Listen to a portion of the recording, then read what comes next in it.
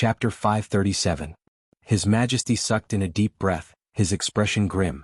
Seize the time to look for bits and pieces of records in the books.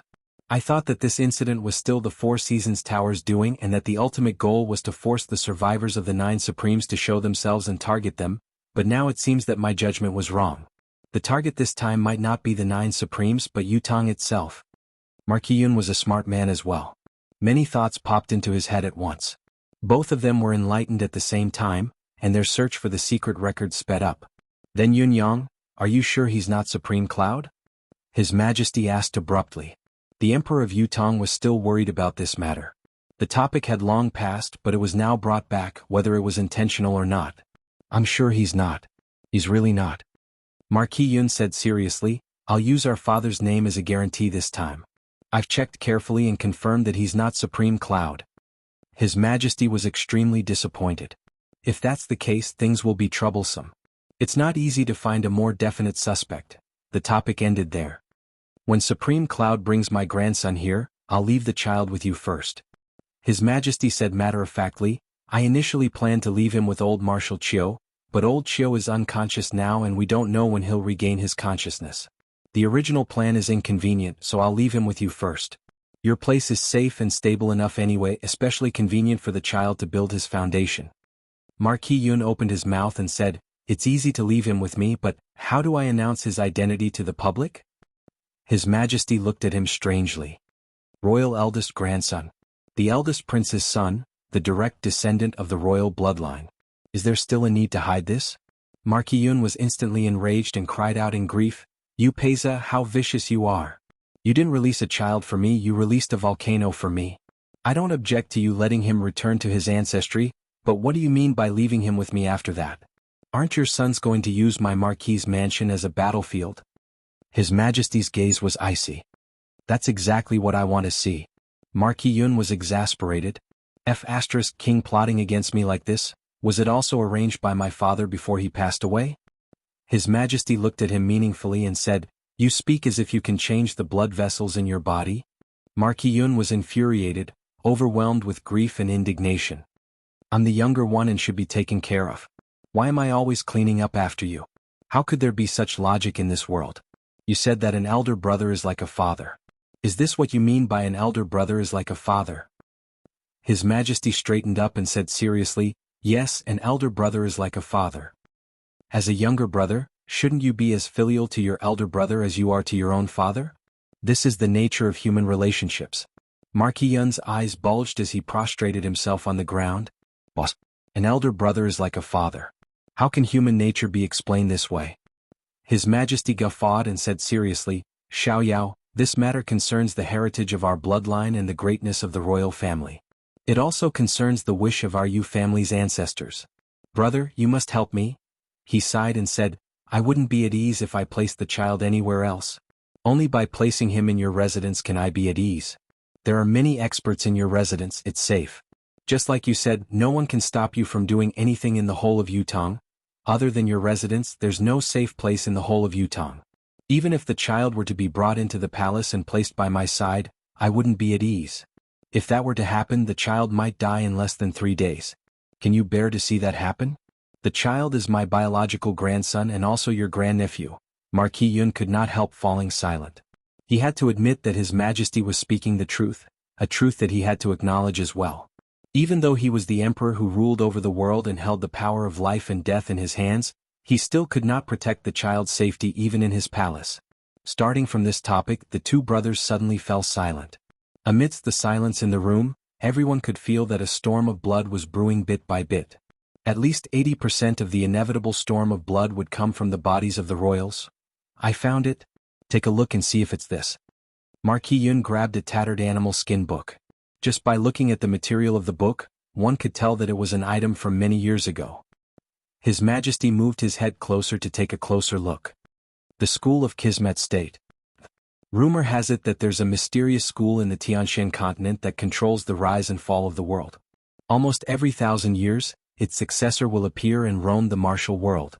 After 10,000 years of training, a map of Kismet State has been accumulated. It protects the world and brings peace to the people. Tianshan is unified and recuperates. Kismet State rules the world, It controls the rise and fall of the world, its success and failure. It enforces justice on behalf of heaven and chooses its master on behalf of heaven. It rules the world with a single thought. It commands the universe and no one dares disobey. The executor of Kismet State is the top immortal of Tianxian. There were only a few hundred words recorded in the animal skin book. However, with just a few hundred words, His Majesty and Marquis Yun could understand the cause of the current change the moment they read it. Immortal De Huang must be from the school of Kismet State. As for the mysterious person who had captured Immortal De Huang, it was very likely that he was the executor of Kismet State. This person had also chosen Dongxian as the final winner of this world. This is it. His Majesty heaved a soft sigh of relief, his gaze gleaming with a chilling gleam. Marquis Yun was silent, but his will to fight was burning fiercely. The executor of Kismet State? If he was destined to stand against Yutong, even if he was the executor of Kismet State, there was no harm in fighting him. From today onwards, spread out your men to collect all the information related to the school of Kismet State. His Majesty said faintly, we fight the world with our saber and spear. Why should we be stopped with just a word from others? Absolutely preposterous, absolutely preposterous. I vow to fight to the end even if I die. Marquis Yun said faintly, worst comes to worst, it will be a life and death struggle. That's all. Both brothers chuckled as they looked at each other. The atmosphere was unprecedentedly harmonious. When our Yu family's old ancestor obtained Yutong, it wasn't by abdication, but by fighting his way through mountains of blades and oceans of fire. Perhaps our foundation is a little shallow and we can't obtain the so-called legacy of the school of Kismet State, but there's no need to complain. Now, we still don't need the school of Kismet State's acknowledgement. They will never acknowledge it. If so, let's do it. It had been a busy night. His Majesty felt his head aching as well, his shoulders, neck and waist were uncomfortable. However, when he saw Marquis Yun walk out, His Majesty felt incredibly relaxed and refreshed. At this moment he truly felt that he had never felt so relaxed. There was also an indescribable joy in his mood. This is what brothers are like. His Majesty murmured in delight. Last night, both brothers had been each other's trash cans, pouring out all the negative emotions in their hearts without hesitation. The feeling was exhilarating. Luckily, I have you to accompany me in this world. His Majesty said emotionally, otherwise, I would really be alone. His Majesty's words were absolutely correct. These words and actions could only be said and done in front of Marquis Yun. Looking at the world today, he could not do it in front of anyone else other than Marquis Yun. Not even Qiu Jianhan, whom His Majesty regarded as his absolute confidant and who was sometimes more important than a biological brother. Marquis Yun walked out of the palace with a smile on his face. Although he was about to face countless troubles that were bigger than the sky, he was in a good mood. Anyone could see it with a glance. He was also refreshed and elated. I feel so good. Old man, although the things you did weren't that great and were extremely unfair to me, but, with him treating me like this, my life is enough. I need to apply for leave tomorrow. My eyes have been red and swollen for the past 7 to 8 days. There's a prickling feeling in the depths of my eye sockets after the recent surgery 2 days ago, like the feeling when my eyelashes pierced into my eyes previously. It's very uncomfortable. I'll go to the provincial hospital for a checkup tomorrow and get some medicine. I'm sorry I haven't been updating in time and the amount is not much. However, my body is like this. Even if I have the strength, I can't use it. I can only hope that I'll get better soon. Chapter 538. Marquis Yun, who had returned home in high spirits, widened his eyes at the door, uncertain. Is this really my home? Is this really the residence of Marquis of Heavenly Clouds? What? I don't recognize it anymore? Could it be that Yu Peiza, that old fellow, had said to leave the child with me to be safe and secure not because of me but because it was convenient for him to lay down his foundation? Was it not because of me? Compared to his cheapskate father, Marquis of Heavenly Clouds, who was refreshed and energetic, great young Master Yun Yunyang was completely drained. His body was literally hollowed out. Great young Master Yun had just returned from old Grand Commandant Fang's home. His exhaustion was, of course, due to treating the old Grand Commandant. Old Grand Commandant Fang's illness could be said to be quite severe. He could basically be said to be at the end of his rope. Previously, he had forcefully activated the exquisite Skyheart technique during the matter with Yang Buotao, causing his remaining vitality to be almost depleted. He was like a candle flickering in the wind, about to die at any time. Yun Yang went to the old Grand Commandant's home after he returned and stayed there for half a day and a night. He poured the endless divine art into the old Grand Commandant, exhausting his energy thrice. Only then did he manage to keep the old Grand Commandant on his last breath, temporarily saving the old Grand Commandant who was already halfway to the gates of hell. Yes, he was temporarily out of danger. The old Grand Commandant's current situation was not very optimistic, but it was still within the norm to say that he was out of danger. With the old Grand Commandant's current state, it would not be a problem for him to struggle at death's door for half a year to a year. Compared to the old Grand Commandant's previous condition, it was a complete turnaround. It was an amazing sight to behold. Half a year later, Yun Yang felt that his deific consciousness space could be restored no matter what. During this period of time, Yun Yang truly missed his deific consciousness space and the time when he had Emmy by his side. Humans only knew how to treasure things after losing them. If Emmy was by his side now, he could replenish the old Grand Commandant's vitality generously. There would be no need to tire himself out like a dead dog. Yun Yang dragged his footsteps that were as heavy as a mountain, moving back home step by step. Just as he arrived, he saw his cheapskate father, Marquis Yun, standing at the door like a puppet, looking like he did not recognize the house. "What is it?" Yun Yang asked tiredly. What is going on?" Marquis Yun was dumbfounded. "What do you mean, what happened?" Yun Yang felt that the other party's question was baffling and incomprehensible. It was simply incoherent and pointless. "I mean this house." Marquis Yun's eyes widened. "Oh, I'll fix up this house." Yun Yang came to a sudden realization and said lightly, the original residence of the Marquis was too small, too run-down, too substandard. It was completely unpresentable to entertain guests and was even more inadequate. "So, I made the decision to rebuild it." The corners of Marquis Yun's lips twitched. Too small, too shabby, too low class. Where did these words come from? Even if it was the Prime Minister's family, it probably wouldn't be as big as the original Marquis's mansion, right? It was not as luxurious as the inside. How could it be so low class? It's been so many years and I didn't even realize it. Also, what do you mean by not being able to entertain the guests? Are you serious? How many people were you entertaining? It's not just repaired." Marquis Yun said, "It seems like I've even repaired the foundation of the house." Yun Yang remained unfazed as he said calmly, "Of course. Since it's been renovated, of course it has to be fully renovated. A home has to be comfortable before it can be classy and classy. Having both at the same time, it's a classy home." Marquis Yun nodded. You're right. Both of them walked in together and Marquis Yun said casually, "The Emperor told me just now that he wants a few people to stay in our house. Your renovation has solved a lot of problems, but we're still lacking hands and the place isn't very big." Yun Yang knew what was going on once he heard it, but he still put on an act and asked, "Who wants to stay in? Don't tell me that the Emperor has placed the people in our house to keep an eye on us men? Our current capabilities seem to have exceeded His Majesty's psychological endurance. It's not surprising that he would arrange for some people to keep an eye on us." Marquis Yun lowered his voice and said, "You're thinking too much. The person who's coming is the Emperor's eldest grandson. However, the reason he's coming to our house is indeed because he thinks highly of our formidable capabilities. We can provide more protection for the child." Yun Yang snorted, but he was worried in his heart. It was naturally possible to bring them here, but the problem now was that after bringing them here, it was inevitable that there would be too many eyes. Now that he had lost the ability to transform into wind and clouds and manifest various divine abilities, how could he quietly escape in front of everyone without leaving a trace? Both of them entered the Marquis residence side by side and were immediately greeted with a bustling atmosphere. Dong Qianling, Chun Wanfeng, Xia Bingchuan and Qiu Yun-san, the four popinjays, were each training their mystical beasts with their 6 guards. Dong Qianling did not have any mystical beasts, he was only patrolling the place with his men. His gaze was obviously filled with malice. Ji Lingxi and Yu Rulan, on the other hand, were watching from afar with black veils covering their faces as if they were watching the show. Lao Mei and Fang Mafei, on the other hand, were sipping tea under the tree while the other was looking around with his arms behind his back. No one knew what they were looking for. These people. Marquis Yun was stunned. All of them are staying here? No wonder you said that the place isn't enough. If they do this every day, the place is indeed a little lacking.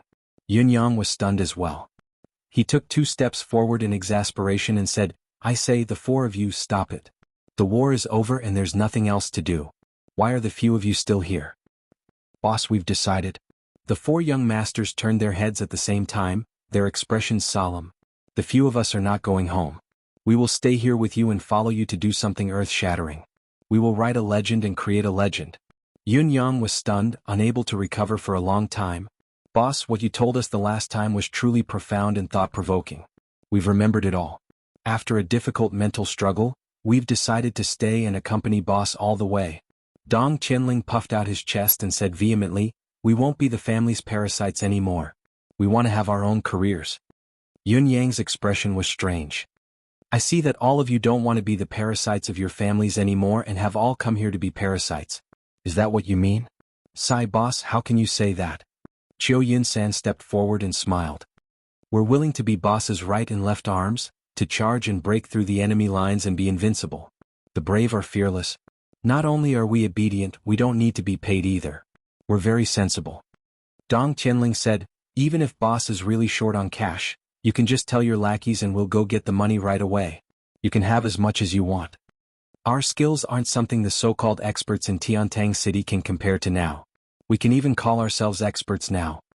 Xia Bingchuan shook his head. "Most importantly, we've decided to stay here. Boss, you won't be able to chase us away," Chun Wanfeng said decisively. Marquis Yun, who was behind Yun Yang, was stunned for a long time before he chuckled. "Then let's do it this way. I have no objections, it's pretty good." Before his words echoed in the air, he went back to his room to rest. The four of them were overjoyed when they heard him. With boss's father speaking up, was it not more plausible than having boss speak up himself? Yun Yang was stunned for a long time before he said, "All right then, we'll stay." The four of them were overjoyed. What they did not know was that Yun Yang already had a plan in mind. It was great that these four fellows were staying. There would be many things to do in the future that he would not be able to handle alone. Now that he had all the manifestation powers, it was inconvenient for the 9 Supremes to be mobilized. With these fellows here to help, not only could he divert his attention, it would also be convenient to use them, especially when he could sometimes use the name of the 4 noble families to stir up some trouble. Of course, the 4 of them had a truth that matched the current situation. Their actual combat power was rather impressive. At least to the current Tiantang City, they were true experts. "I'm going to sleep first." Yun Yang waved his hands, extremely tired. "I'm really dead tired now. Do as you wish." Marquis Yun's lips curled into a smile as he listened to the conversation outside. What an adorable bunch of young people they were. Suddenly he was alerted and stood up abruptly. Something was not right. Marquis Yun suddenly realized that he seemed to have forgotten something important. He smacked his head. Such *T. Marquis Yun finally remembered that he had forgotten to give His Majesty the Emperor the money he had prepared. Here came the problem. Where was the money? Marquis Yun dashed out to look for Yun Yang immediately. Only this fellow would know where the money was. However, after a few rounds, he realized that he could not find Yun Yang even though he was in his own house. What was the reason? Did he not say that he had gone to sleep? "Lao Mei, where's Yun Yang?" Marquis Yun asked. Lao Mei looked troubled. "I don't know where he's gone." Marquis Yun's eyes widened, feeling incredulous. Lao Mei had said that he did not know where Yun Yang had gone? How could this be possible? "Your elder brother is the major domo of the residence of Yun. Old master asked where young master had gone and you just said you didn't know?" This was impossible. Yet he had said so. There was only one explanation: he did not want to tell Marquis Yun. However, this was even more incomprehensible. Lao Mei was Marquis Yun Yang's confidant. He knew very well, or rather, he was the one who knew his relationship with Yun Yang the best. There was only one explanation. You've betrayed us?" Marquis Yun asked Lao Mei in disbelief. Lao Mei was exasperated. "Old master, can you be any more melodramatic? How did I betray you? Did your teacher teach you to use words like this?" "I didn't betray you, it's just that young master's identity is too important. I can't tell you, besides I can't leak any information." Lao Mei really wanted to defend himself. However, after some thought, he lowered his head and said, I didn't betray you. It's just that young master has a bad temper when he's sleeping. If we disturb him, it won't end well for anyone." Marquis Yun's eyes were wide open, confused. What did he say? I'm still his father in name, am I not? Can't I even disturb his sleep? How big of a deal is this? I haven't slept for a day and a night, okay? How could he be more tired than I am? Looking at Lao Mei's constipated expression, Marquis Yun did not pursue the matter. The next day, His Majesty the Emperor gave his orders. All the officials' residences around the residence of Yun were either promoted or demoted. Their properties were confiscated. Those who were promoted were ordered to move away, those who were demoted were ordered to move, those who were demoted were ordered to move, those who were dismissed were sent back to their original homes, those whose properties were confiscated, needless to say, they were taken back to the country. A few other wealthy families were ordered to move as well. Almost within a morning, the 17 residences around the residence of Yun were emptied. Marquis Yun then wrote, "The residence of Marquis is too small, too simple, not enough to sustain a living." With a wave of His Majesty's brush, all the residences around the residence belonged to Marquis Yun. At the same time, the royal edict was delivered. Marquis of Heavenly Clouds Yun Xiaoyao had contributed to the nation and the border and was rewarded. Yun Xiaoyao was specially conferred the title of King Xiaoyao of Yutong, equal to a king. The entire nation was shaken. At the same time, the royal edict stated that the original title of Marquis of Heavenly Clouds would be succeeded by Marquis Yun's only son Yun Yang. In other words, from now on, Yun Yang's title in Yutong would be Marquis of Heavenly Clouds. It was unprecedented in Yutong's history that Yun Xiaoyao would be conferred the title of Marquis of Heavenly Clouds. As for Yun Yang, a commoner, being conferred the title of Marquis of Heavenly Clouds, it was also unprecedented. However, Yutong's civil and military officials did not object to this. This was because everyone knew that Marquis of Heavenly Clouds was actually the illegitimate son of Yutong's previous emperor. This was a secret to the common people, but to those in the official circles, it was crystal clear. Who would dare stop His Majesty the Emperor from conferring the title of his own brother? Would that not be seeking death? During the morning assembly, Marquis Yun accepted the imperial edict to express his gratitude. He was moved to the point of tears. "This official shall dedicate my life to the imperial court. In addition, this official is prepared to donate all the wealth I've earned in this life of traveling the martial world to the imperial court to solve its urgent needs." His Majesty the Emperor had thought that this would be the end of the matter. However, when Marquis Yun suddenly proposed to donate, he was taken aback and said with a smile, "Marquis Yun is a rich man. I wonder how much have you plundered in Jianghu all these years?"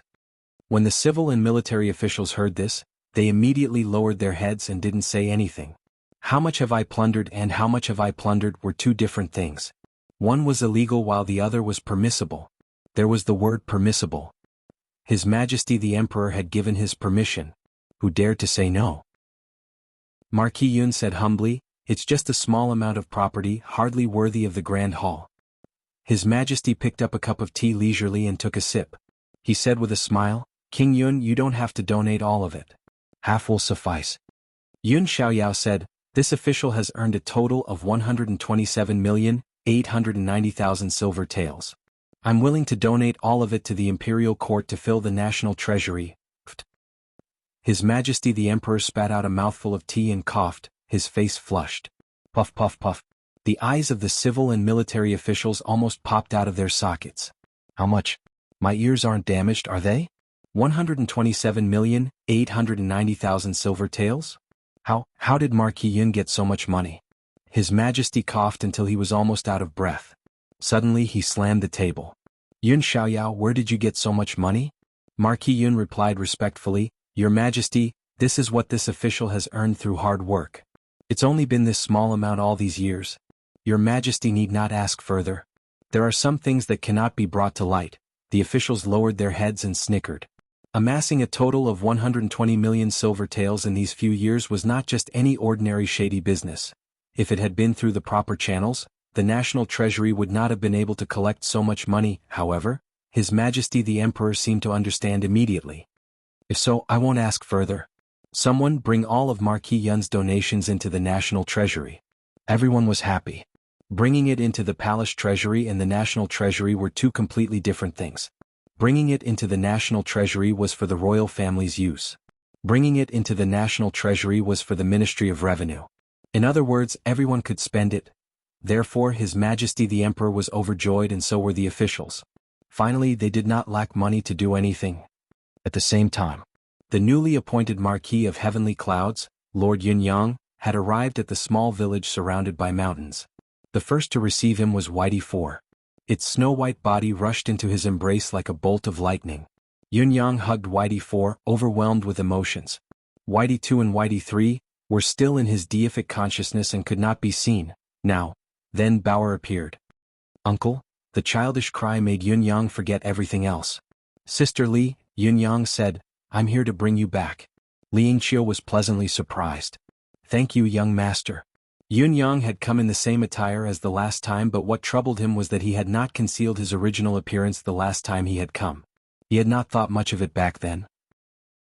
Fortunately, there were only 4 to 5 people who had seen him, including Liang Qiu. Yun Yang gathered these people and entrusted them to him solemnly. Go to the residence of Marquis of Heavenly Clouds. Imperial eldest grandson. His Majesty. Due to my unique identity, I can't. So, if you see me in the future, you must pretend not to know me. Otherwise, the consequences will be dire. Everyone's lives will be in danger. All 48 households shall move together. From now on, you are Bauer's direct force. Regarding Yun Yang's words, the 2 leading villagers gathered a few people for a discussion. No one is to leak this. If this young master wants to keep it a secret, he could totally kill us all, but young master didn't do so. So, for the young master's safety, for our benefactor's safety. Thereafter, the 48 families of hunters in the village held a secret meeting as well. No secrets are to be leaked no matter what. Not a single word related to this place is to be leaked. Yun Yang made arrangements. Tomorrow morning I'll bring all of you to the south gate of Tiantang City. I'll leave and someone will come to receive you. Everyone will still stay together, but confidentiality and safety, Yun Yang exhorted. These people were the backbone of the military back then. Some of them were Supreme Earth and Supreme Water's confidants. Although not all of them were knowledgeable, they had something in common. They had long been indifferent to life and death. Everyone understood these principles. Yun Yang knew very well that even if he did not say a word, these people would still know what to do when the time came. Still, he instructed them one by one.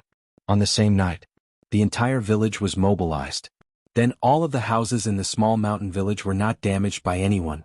Just like that, they quietly remained in the middle of the vast mountains. The 2 leaders had planned to demolish them and burn them down. However, Yun Yang did not agree. Keep them. Destroy all the paths in the outside world. If anything happens in the future, this place will still be the last safe place. It's best if we don't use this escape route.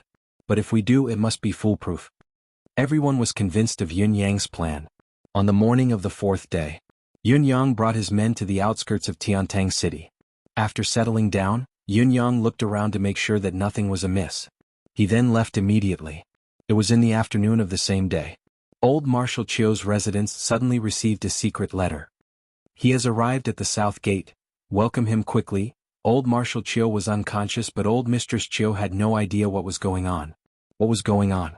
However, there was the 9 Supremes mark on it. Old Mistress Qiu dared not make the decision on her own nor discuss it with anyone else. She could only get someone to inform His Majesty that old Marshal Qiu's residence had something important to discuss. His Majesty was agitated when he heard the news. He actually came immediately. Marquis Yun was summoned as well. Then everything fell into place.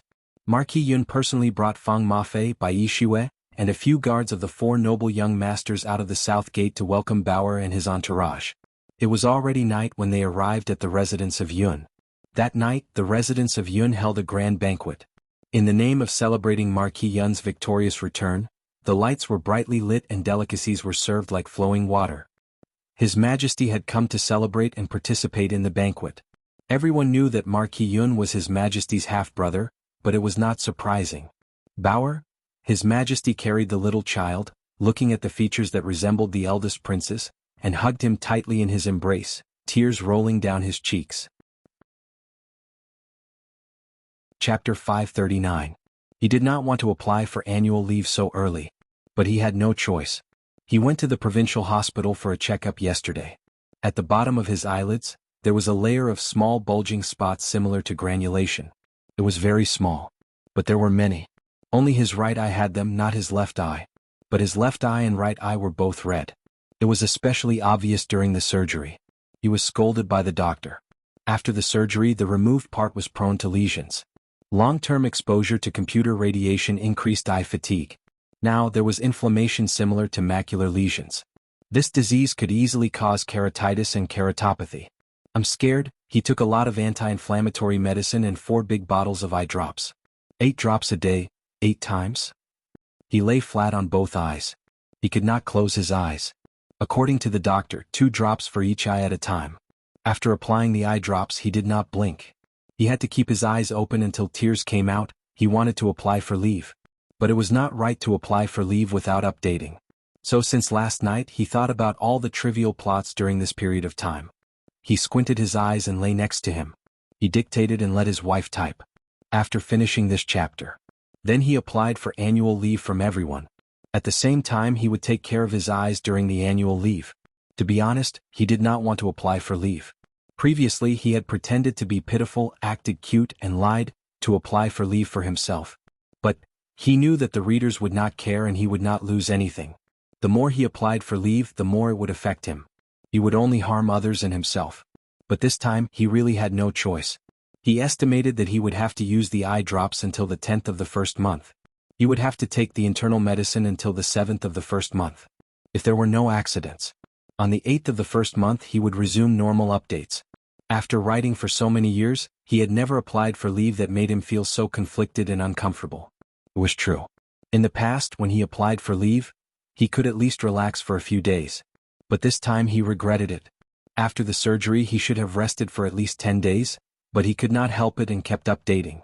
He thought that he was very diligent and that he could not let down the brothers who were chasing after him. He always thought that his persistence in updating was the greatest respect for everyone. But now he regretted it. Because of his eagerness to update, his eyes could not recover. Perhaps that was the greatest harm to both of us. I won't say anything else. Please forgive me. Happy Chinese New Year to everyone in advance. Chapter 540. However, Bao'er's return had stirred up a tsunami in the empire of Yutong. In fact, just by looking at the tears that had rolled down the emperor's cheeks when he heard the news that afternoon and his undisguised love for Bao'er, it was obvious that this child's background was extraordinary and that he held a high position in His Majesty's heart. Perhaps he had reached a height that no one else could reach. Everyone who had witnessed it felt their hearts churning. On the morning of the next day, reality proved everyone's thoughts right. His Majesty had brought Bao'er to the morning assembly for the first time ever. Holding Bao'er's hand, he announced to the court officials with a flushed face, "This is my eldest royal grandson, the son of the eldest prince, Wuxia Chronicles. His nickname is Bao'er." Boom. It was like a bomb had been dropped into the court. Even though they had some guesses and some expectations, all the civil and military officials still looked at each other in shock. After all, the news was too explosive and shocking. It was enough to shake the entire empire of Yutong. The crown prince's face lost all its color on the spot. With a swoosh, his face turned pale and his whole body stiffened. "Father." The crown prince's voice was heart-wrenching. All the civil and military officials in the imperial court were shocked. His voice was too loud. Not even in his wildest dreams would the crown prince have thought that he would speak so loudly to his father one day. The matter of a royal brother's son concerns the royal bloodline. "Father, please be careful. Father, please be careful with your words." The crown prince was trembling. As he spoke, a glint of madness flashed in his lowered eyes. He knew all too well what the appearance of this so-called eldest brother's orphan, Yu Chengkuan, meant to him. It meant that the throne that he was so close to attaining was no longer as secure as before. Furthermore, from the moment this Yu Chengkuan appeared, his father had already taken away the right to inherit the throne from the crown prince's heart. This was a disaster. Initially, when the four countries besieged Yutong, Yutong was besieged by external threats and faced the imminent threat of extinction. The entire nation was united in their resolve to defend against the external threat.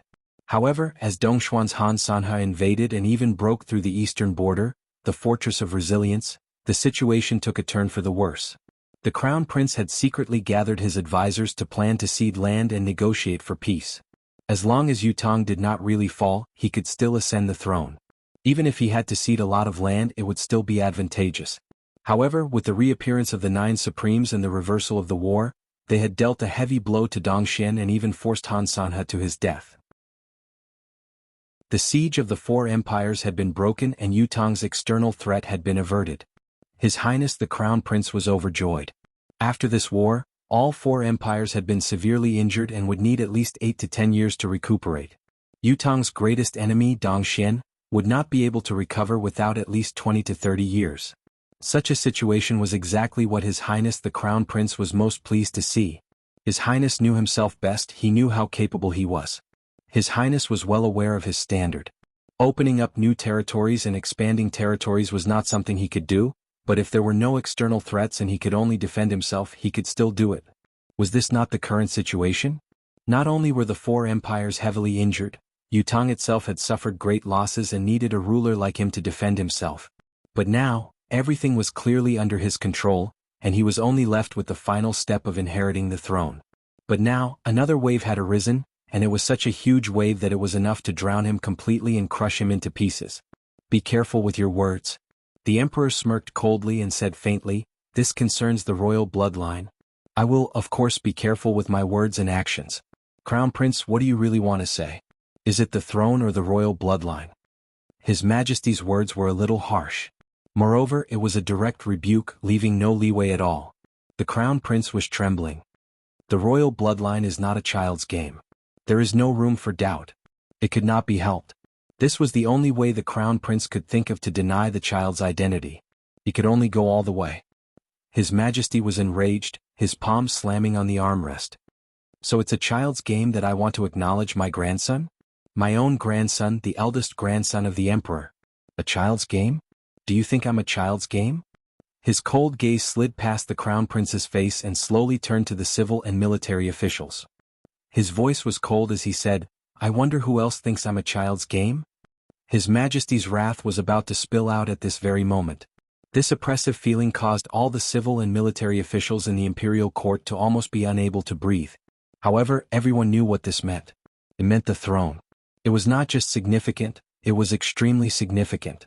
The current matter concerned their stance. Those officials who were close to the Crown Prince could not help but speak, even though they knew that they would be offending the heavens if they spoke up now. After all, once the matter was settled, the Crown Prince would lose his power. Not only would their previous allegiance and investment go down the drain, the aftermath would be unbearable as well. His Highness the Crown Prince is right. Your Majesty, please be careful. The royal bloodline cannot be taken lightly. A total of 20 to 30 officials knelt down at the same time. An official with white hair and beard trembled as he stood up. The moment he opened his mouth, tears streamed down his face. "Your Majesty, please calm down for a moment. Things will not be made clear if we do not speak reason. The current situation is just as the Crown Prince has said, we cannot afford to be careless. The authenticity of the royal bloodline also involves the ownership of the throne. This child, this official has never heard of His Royal Highness the Crown Prince leaving behind a bloodline. Now, such a child has suddenly appeared. This old official thinks, Your Majesty should be more cautious in your actions." Before his words echoed in the air, the old official knelt down. "Your Majesty, this concerns the future of Yutang. Your Majesty must be cautious." As the old official knelt in the dust, no less than 40 to 50 other officials stood up one after another and knelt on the ground in unison. "Your Majesty, this matter concerns the country and the succession of the throne. Please reconsider." The Emperor's gaze was as sharp as a hawk's. Looking at the officials who had stepped out to kneel down, his gaze was icy as he said, "Officials who have stepped out, do all of you think that what I am doing is very inappropriate?" The people who were out of class were all experienced people. How could they not hear the coldness and threat in His Majesty's voice?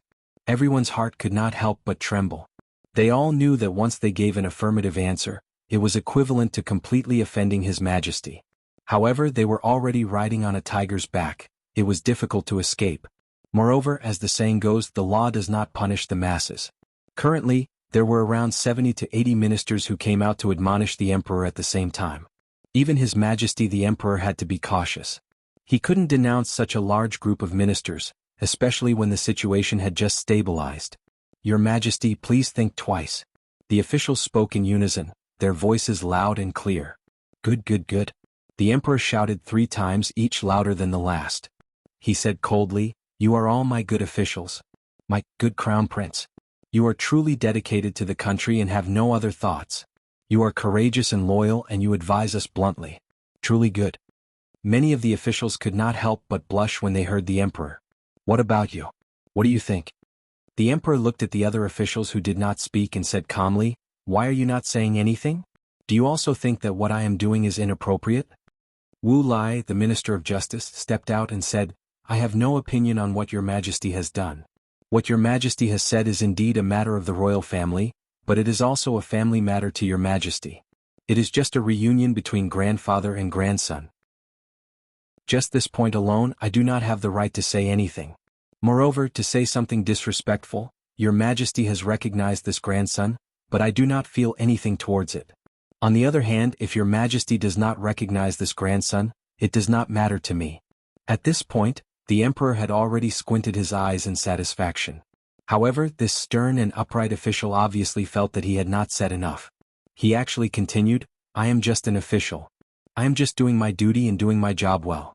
As for other matters, there is no need to worry too much. Speaking of this, I would like to ask these officials, why are you so interested in your majesty's family matters? The country is in danger at every turn, and you casually talk about the royal bloodline. Forgive me for my ignorance, but I really do not understand what you are thinking. Is it really that serious?" Chapter 541. First of all, I wish everyone a happy new year. Everyone must have had a good time during the spring festival. However, my new year was quite bleak. The first problem was my eyes. The hospital diagnosed it as pterygium, 5 to 6 pterygium. This was the first time I heard of this pterygium. The doctor didn't even know how to write it. In the diagnosis he wrote slave meat. It was a pity that I thought I was a cultured person, but I couldn't figure out what it meant. After asking another doctor to explain it to me, I finally understood. Then, I looked it up on the internet and found out. It was temporarily under control and it didn't feel awkward anymore. However, the eye drops still had to be dripped, and the medicine still had to be taken. The doctor's answer was, "This thing doesn't matter. As long as it doesn't grow bigger, there's no need to care about it. Also, it's getting rid of it quite well. It's slowly shrinking, but everything needs to be paid attention to." Therefore, I didn't drink a single drop during the spring festival. Moreover, I caught a cold on the second day of the Lunar New Year. Until today, my nose couldn't smell anything. I didn't have a fever, no headache, no discomfort. I just felt dizzy and weak. My nose was stuffed and I couldn't smell anything. When my wife was frying salted fish, I leaned forward to smell it, but I actually couldn't smell it. I was drunk. If I was on the bus and someone farted, and everyone else covered their noses, wouldn't I be the one enjoying it? Damn it, that's all. In the future, I'll try to write in the afternoon and update at night. I'll try to keep updating normally. When I'm in a good condition, I'll break out. Thank you, brothers and sisters, for your understanding. Actually, I'm also quite speechless. So many things happened this year, but my brother said, "Bro, how old are you? If your body doesn't have any problems now, do you still have to wait until you're 80? I spat on him on the spot. Chapter 542. The Crown Prince made up his mind. This child's identity was naturally real, but, even if he was beaten to death, he could not admit this matter, especially not from his own mouth. Once he admitted it, he would be handing over the throne that was within his grasp. But there is no point in denying it. For so many days, Imperial Father has always missed Imperial Brother. He has always felt that he owed Imperial Brother. Under such a mentality, the appearance of this child has naturally aroused Imperial Father's desire to make up for it. He will give everything that Imperial Brother should have received, to this child. This naturally includes the position of Crown Prince and the throne. In front of Imperial Father's attitude, I have no chance of winning at all. No matter how hard I try, it will all be in vain. The Crown Prince paced back and forth in the Crown Prince's mansion with a gloomy expression. Then there is only one way to go. Only when this child dies, can I take back everything that belongs to me. Only then will Father have no other choice, just like before. The Crown Prince's thoughts were very clear. Moreover, it was very stubborn and determined. In fact, from the moment that child appeared in the Golden Hall, he had been thinking about this problem. He had even tried all sorts of methods that could and could not be used in his mind. This Yuchenkoan must die. Anyone who stands in the way of the throne must die. The Crown Prince gritted his teeth. He had a bright and handsome face that was inherited from the Yu bloodline. Under the bright yellow robe that symbolized royal status, his eyes were unusually dark and vicious. Although there was a small voice in his heart that tried to stop him. "You can't do this, that's your big brother's only bloodline, your own nephew, you can't fight with your own family, you can't kill each other." However, another ferocious voice burst out like a flash flood, easily shattering the barrier into pieces. What big brother's only bloodline? In front of the throne, all of this is not important. Even the relationship between father and son. Not to mention the bloodline of Big Brother. The path of the throne is indisputable. As long as I ascend to the throne, I can have anything I want. The whole world will be mine and everything will be within my reach. But if I fall from the position of Crown Prince, I will have no future to speak of. A fallen phoenix was inferior to a chicken. A Crown Prince who could not ascend the throne was even worse than a commoner. A banished crown prince is at the bottom of the entire country. This was the heartfelt sigh of a crown prince of the previous dynasty, who had been stripped of his position because of a mistake he made. Every time the crown prince thought of this sentence, his body would tremble in empathy. The next step is to rule the world. If you take half a step back, it will be a bottomless abyss and there will be no tomorrow. What choice do I have? What choice do I have? With a gloomy face, the crown prince walked into his study room with his hands behind his back, leaving behind a deep voice. Summon Mr. Wen, Mr. Yi, and Mr. Gu for a meeting. Similarly, when the other princes heard about this matter, their faces all darkened without exception. The third prince and the fourth prince's expressions were even worse than the crown prince's. Meeting. Gathering people at this time, even if it was a secret, would definitely attract attention. However, the princes were already panicking. The fifth prince made his move at once, visiting the residence of Lung Daoyin. The sixth prince, under the guidance of his imperial concubine, went to old Marshal Qiu Jinhan's house to ask about his well-being. After the morning assembly, His Majesty returned to the palace leisurely and went to the royal study. Along the way, there was a hint of a smile hanging on the corners of his lips, his demeanor carefree, but the faint lines on his face were indescribably cold. In the royal study, His Majesty looked at the portrait of his deceased eldest son and said softly, "My son, I don't know if this decision is right or wrong, but I have to do this now. If your younger brothers don't make a move and compete fairly with their own means, I will choose to give them a chance and treat them equally. The final heir to the throne will be decided by then. The throne might not fall into Bao-er's hands. This is the fate and sorrow of the royal descendants. I have sacrificed you back then and I still need to use Bao-er now. I have let you down, father and son. But if they choose to make a move..." His Majesty murmured to himself, a chilling glint shooting from his eyes. "I will be heartbroken. Do you understand?" In the portrait, the eldest prince stood facing the wind as usual, but there seemed to be 1,000 thoughts drifting in his eyes. There was actually a hint of worry as he looked at his father. It was as if he had seen something that should not have happened. The most ruthless imperial family has always been since the beginning of time. His Majesty closed his eyes and murmured, "Will our family be an exception? Let's hope so." Yun Xiaoyao received Bao-er under the curious gazes of the crowd and headed towards the residence of Yun unhurriedly. It was the same as when he was at his most leisurely, there was not the slightest change. In fact, Yun Xiaoyao's heart was as calm as still water, without the slightest ripple. The officials' suspicions and opinions, the crown prince's and the prince's thoughts were meaningless to Yun Xiaoyao. Yun Xiaoyao's thoughts were different from Yun Yang's and the emperor's. In fact, whether it was the eldest prince, the crown prince or the other princes, he had no more feelings for them. No matter who succeeded the throne in the end, it did not matter. The only thing that mattered was who his royal brother wanted to succeed the throne. This was the focus of Yun Xiaoyao's attention. Of course, it would be even better if Yutong's next monarch was talented and wise. After all, he did not want to serve a venomous villain or a cowardly and conservative emperor. Therefore, on the way back, he would occasionally glance at Bao-er who was beside him and could not hide the panic on his face. He murmured in his heart, "Is it him?" Yun Yang was currently in the residence of Yun, sitting alone in his study. His face was filled with a bitter smile and helplessness as he contemplated the current situation.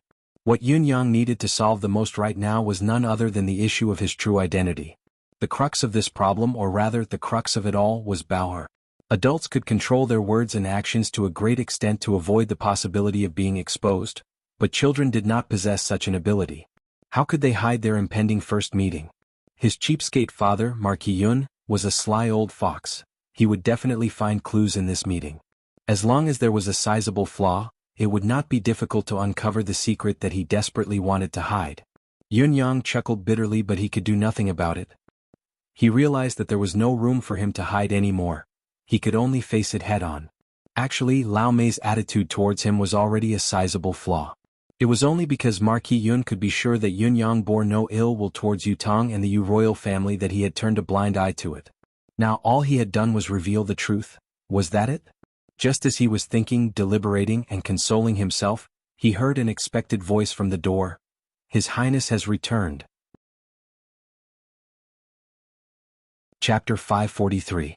Once Yun Yang stepped out, he saw Yun Xiaoyao, who was holding Bao-er's hand, walking slowly to the entrance of the courtyard he was in. The moment Bao-er's gaze met Yun Yang's, his eyes brightened. He was like a bullied child who had just seen his long-lost relative. He was about to call him uncle. In the imperial court, Bauer had experienced the biggest shock of his life so far. The gazes of so many people who were looking at him were like wild beasts in the mountains, eager to devour him. He was surrounded by unfamiliar people. Even his grandfather, the emperor, could not give him much sense of security.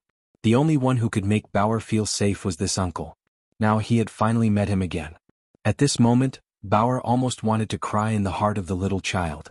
Seeing Bauer again, Yun Yang's face was full of smiles. Come, let it be exposed, it doesn't matter. The 9 Supremes, is there anything that I can't face? Since things have come to this and I can't avoid it, I'll face it head on. Come. Cough. Yun Xiaoyao coughed heavily, his gaze sweeping over his cheapskate son. The cough was loud, causing Bauer's small frame to tremble. His body that was about to pounce froze as he involuntarily turned to look at Yun Xiaoyao. Yun Yang followed the sound as well, unable to understand why someone was coughing at such a crucial moment. Yun Yang, this is Bauer? His Majesty the Emperor's eldest grandson, a direct descendant of the royal bloodline, a respectable status. His Majesty the Emperor has allowed him to stay in the residence of Yun for the time being. I've agreed to it. Yun Yang nodded calmly. And then? Despite Yun Yang's calm demeanor, he was actually rather confused.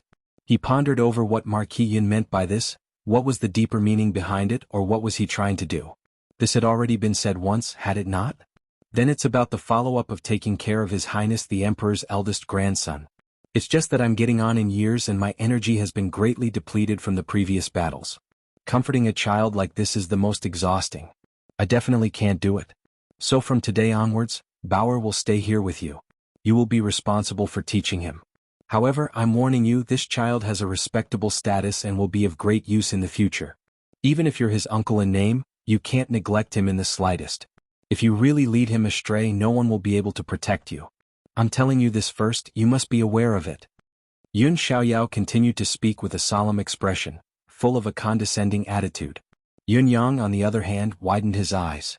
Just as he was about to say something, he heard Yun Xiaoyao continue speaking quickly.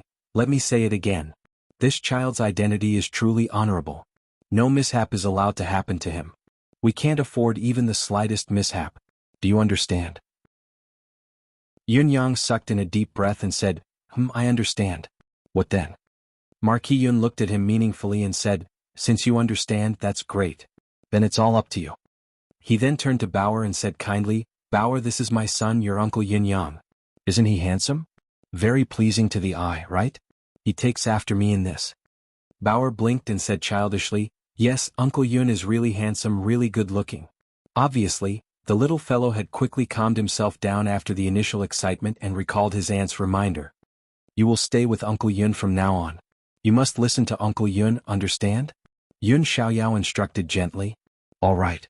Bauer nodded obediently. He could not have been more obedient. The residence of Yun had already occupied a large area, but after the renovation and annexation, it had more than doubled in size. Beside it was a residence of Yun's courtyard. Li Yingqiu and the rest were staying in this residence of Yun's courtyard. This courtyard and Yun Yang's small courtyard were only separated by a wall. Yun Yang had even opened a small door for them to interact with each other. Beyond that was the residence of the 4 noble young masters. There were also the guest rooms opposite Yun Yang's, where the 2 ladies who gave Yun Yang a headache now resided, Ji Lingxi and Yu Rulan. That was the current distribution of the residence of Yun's members. That night, Marquis Yun's study was lit by a lone lamp. As his sleeves fluttered, Yun Yang, who was dressed in purple, quietly appeared in the study. Marquis Yun, who was reading in the study, lifted his head slowly to look at him. A hint of a smile flashed across his eyes. He seemed to have been waiting for someone's arrival, but he did not speak. Both of them stared at each other in silence, not saying a single word. After a while, Yun Yang smiled and walked out, pushing the door open. He had come without a sound and left without a reason. He did not say anything, nor did he do anything. Marquis Yun smiled as well before he shook his head and sighed, how great would it be if you were really my son? He stood up and looked at the night sky outside the window. What I can do for you is, that's all. Although you've never treated me as your real father, I've long treated you as my real son. My only son. That's why I haven't gotten married all these years. Actually, in these few years, how could the will of that old man really bind me? Marquis Yun chuckled bitterly and shook his head lightly. Bauer adapted to the environment very quickly, far exceeding Yun Yang's expectations. Other than the initial restraint, it only took him less than half a day to let loose and chase after the whiteys everywhere to play. Throughout this half a day, Yun Yang had been watching the child's every move with a smile. His heart was filled with an indescribable, subtle feeling. If it was possible, Yun Yang hoped that Bauer could enjoy such carefree days for a long time. However, it was undoubtedly an extravagant hope. Such days might only last for a few days. After these few days, what followed would be endless conspiracies, traps and calculations, endless learning content, endless dangers of the human world. Everything. All the dark sides of the human world would gather here, one after another, and it would never end. Uncle, that person, is he really my grandfather? He said that I'm the royal eldest grandson. What is a royal eldest grandson? So many books. Are they all for me to read? Too scary. How can I finish reading all of them? Yun Yang smiled and answered each and every one of them patiently. There was not the slightest hint of irritation, as if he was enjoying the process. It was such an emotion that infected Bauer, easing the child's childlike heart that was filled with doubts. Bauer, from today onwards. Yun Yang pressed his hands on Bauer's tender shoulders and said word by word, "You're no longer a child. You're a man. Do you understand?" Yun Yang had used the art of divine melody empowerment for these few words. The entire backyard was suddenly enveloped in a solemn atmosphere. You're no longer a child, you're a man. These words were like a soul imprint, deeply wedged into Bauer's mind. The imprint was indelible and irreplaceable, as if he was born with it. Without any preparation, Yun Yang had written a thick and colorful stroke in Bauer's mind. A man. Who would have known that these 3 words would accompany a man's entire life? From a naive youth to an old man, no matter which man's struggle, it was all for these 3 words. Bauer's young face was solemn, as if he was deep in thought. After some thought, he said cautiously, "Thank you, uncle. Bauer understands." Yun Yang nodded. He was comforted by Bauer's reaction, but more than that, he felt heartache. If he had a choice, Yun Yang really did not want to do so. After going through the heaven melody empowerment, Bauer would indeed be much more obedient and mature from now on. It would be very beneficial for him to prepare his cornerstone in advance when he would be of great use in the future. However, with the use of the divine melody empowerment this time, it also meant that Bauer's childhood fun would be completely cut off from today onwards. From tonight onwards, what would appear would only be a mature youth, a child who had begun to rack his brains and think seriously about all sorts of things at a young age. Such a child only needed a little guidance, allowing him to stride forward on the path that he wished him to take. Then, everything would be twice the result with half the effort. Perhaps, twice the result with half the effort would not be enough to describe it. This was because he would definitely do what he approved of, persevere in doing it and see it through to the end. This was equivalent to molding a completely mature personality from the age of 3. However, this was not a situation that Yun Yang was happy to see. It was an indescribable regret that his eldest brother and 4th sister's only son could not retain the innocence and joy of a childhood. "I'm sorry, child." Yun Yang caressed Bauer's head and said in a low voice, "I hope you won't blame uncle in the future." The update arrived today. It had been more than a month since he last drank. Chapter 544. With Bauer's innocent personality, it was difficult to ensure his safety even with the most perfect defense. Children would always want to play, to go out, to eat, and to have fun. This was a child's nature. It was unavoidable no matter what. In spite of this, one would never know the deadly traps hidden within. No matter how powerful the guardian was, no matter how invincible he was, as long as there was a careless mistake, he would go down the wrong path. No matter how one tried to salvage the situation, to kill the culprit and seek revenge, it would all be futile. There were thousands upon thousands of people who wanted Bauer dead in Tiantang City now. Those with the strongest murderous intent and those who planned to take action were all in positions of power. Yun Yang had done this to eliminate the possibility of being seduced and deceived. In the future, ignore anyone you don't know who talks to you, no matter the situation. As long as it's not ours, we don't want it. Don't talk about what if, don't believe in what if, don't bet on what if. Yun Yang paused, seeing Bauer looking at him in confusion. He could not help being stunned.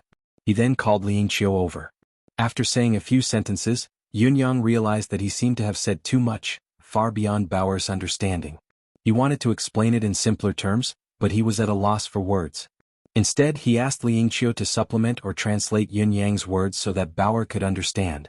With Liang Qiu's translation, Bauer could not stop blinking his big eyes, memorizing them seriously as his little head nodded continuously. Bauer is so obedient today. Li Yingqiu exclaimed and said in relief, "It looks like only a big city like this can make a difference. Once Bauer is here, it's like he's changed into a different person. He's so obedient, how adorable." Yun Yang's heart skipped a beat as he sighed soundlessly. It was late at night. Bauer was already asleep. Yun Yang called Li Yingqiu out. After this, Bauer is going to start a high-intensity study. Yun Yang pointed at the rows of books in front of him. He has to assimilate these knowledge and master them in the shortest time possible. Also, I think you already know what Bauer's identity is, so you must be patient with what he should come into contact with, and you must not let him come into contact with anything he shouldn't. Yes.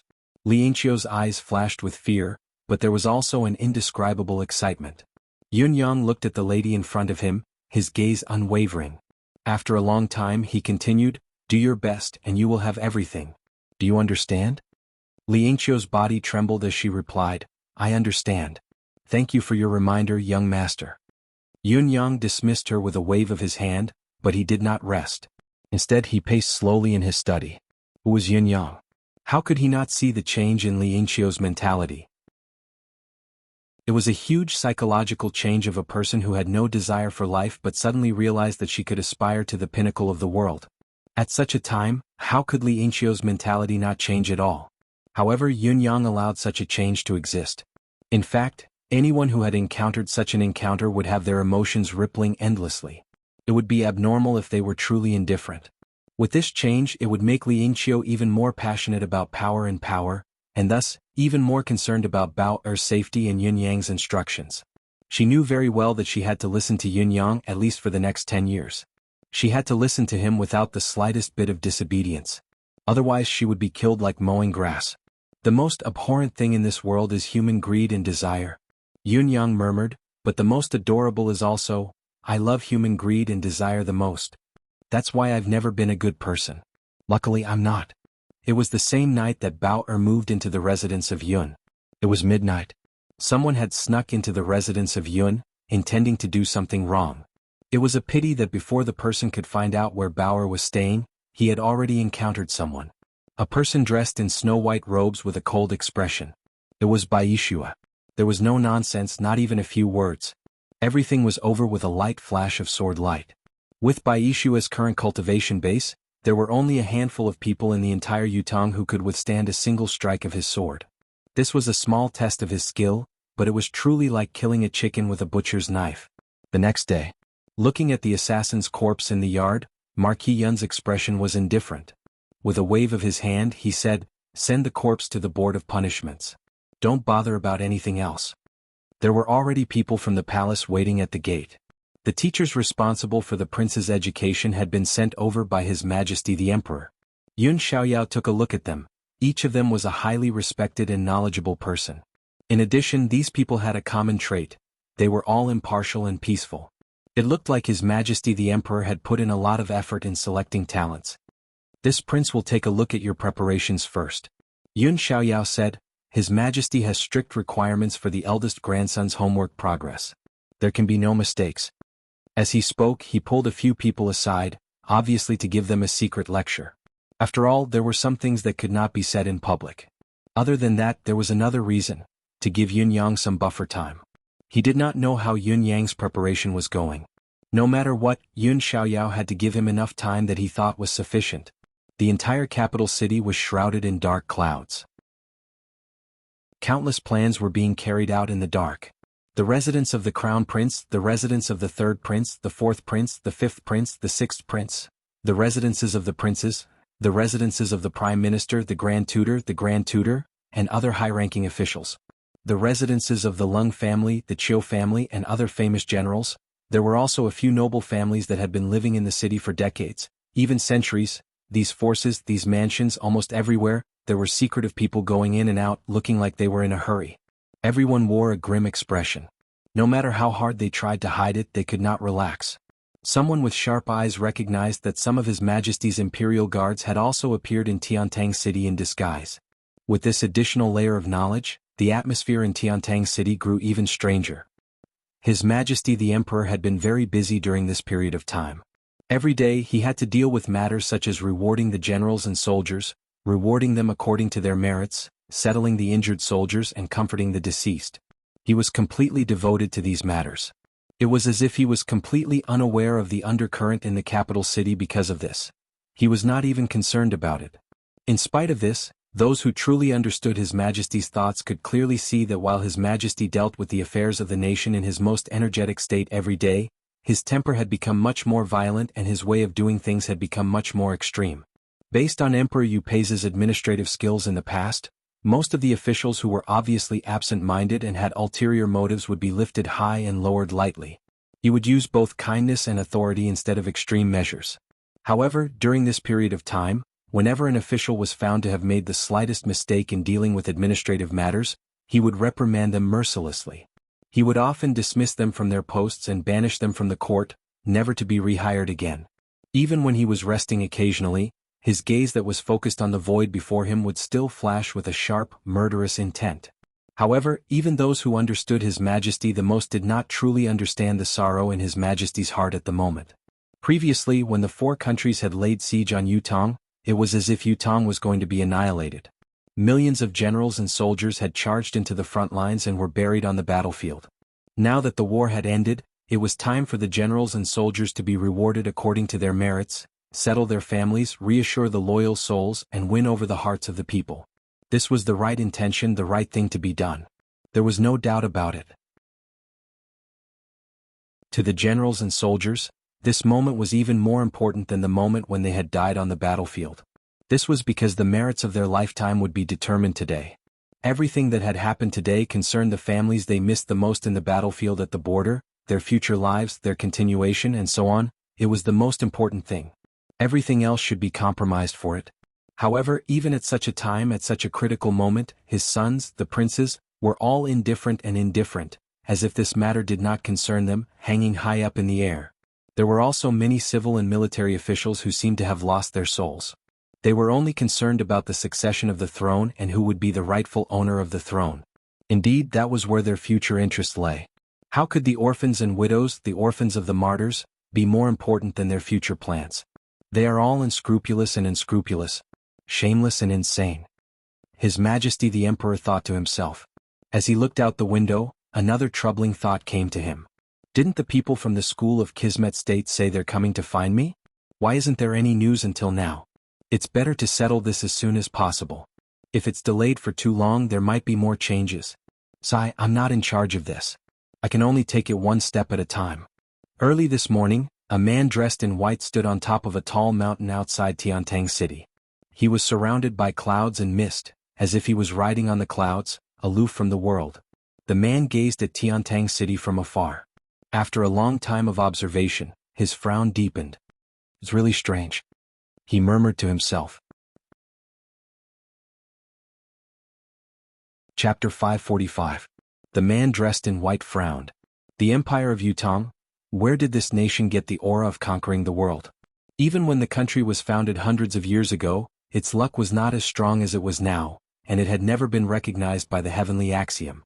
Its luck would only deteriorate with each generation, and at most 7 generations, it would be destroyed under the wheel of the replacement of the dynasty. The current emperor of Yutong is the 6th emperor. Even if there's still some providence left, it should be showing signs of decline. How can it be so strong now? Among all the nations in this world, the empire of Dongxian is the one with the most providence. The empire of Dongxian was founded with great providence. The nation's fortune is long and its meridians are long. In the 200 years since its founding, the empire has gradually expanded. Ziwei Star is already shining in Dongxian, waiting for its brilliance to shine. That will be the time when Dongxian unifies the world. This is an irreversible destiny.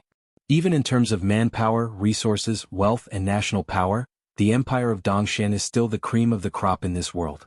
Its civil and military talents are plentiful, all of them the cream of the crop.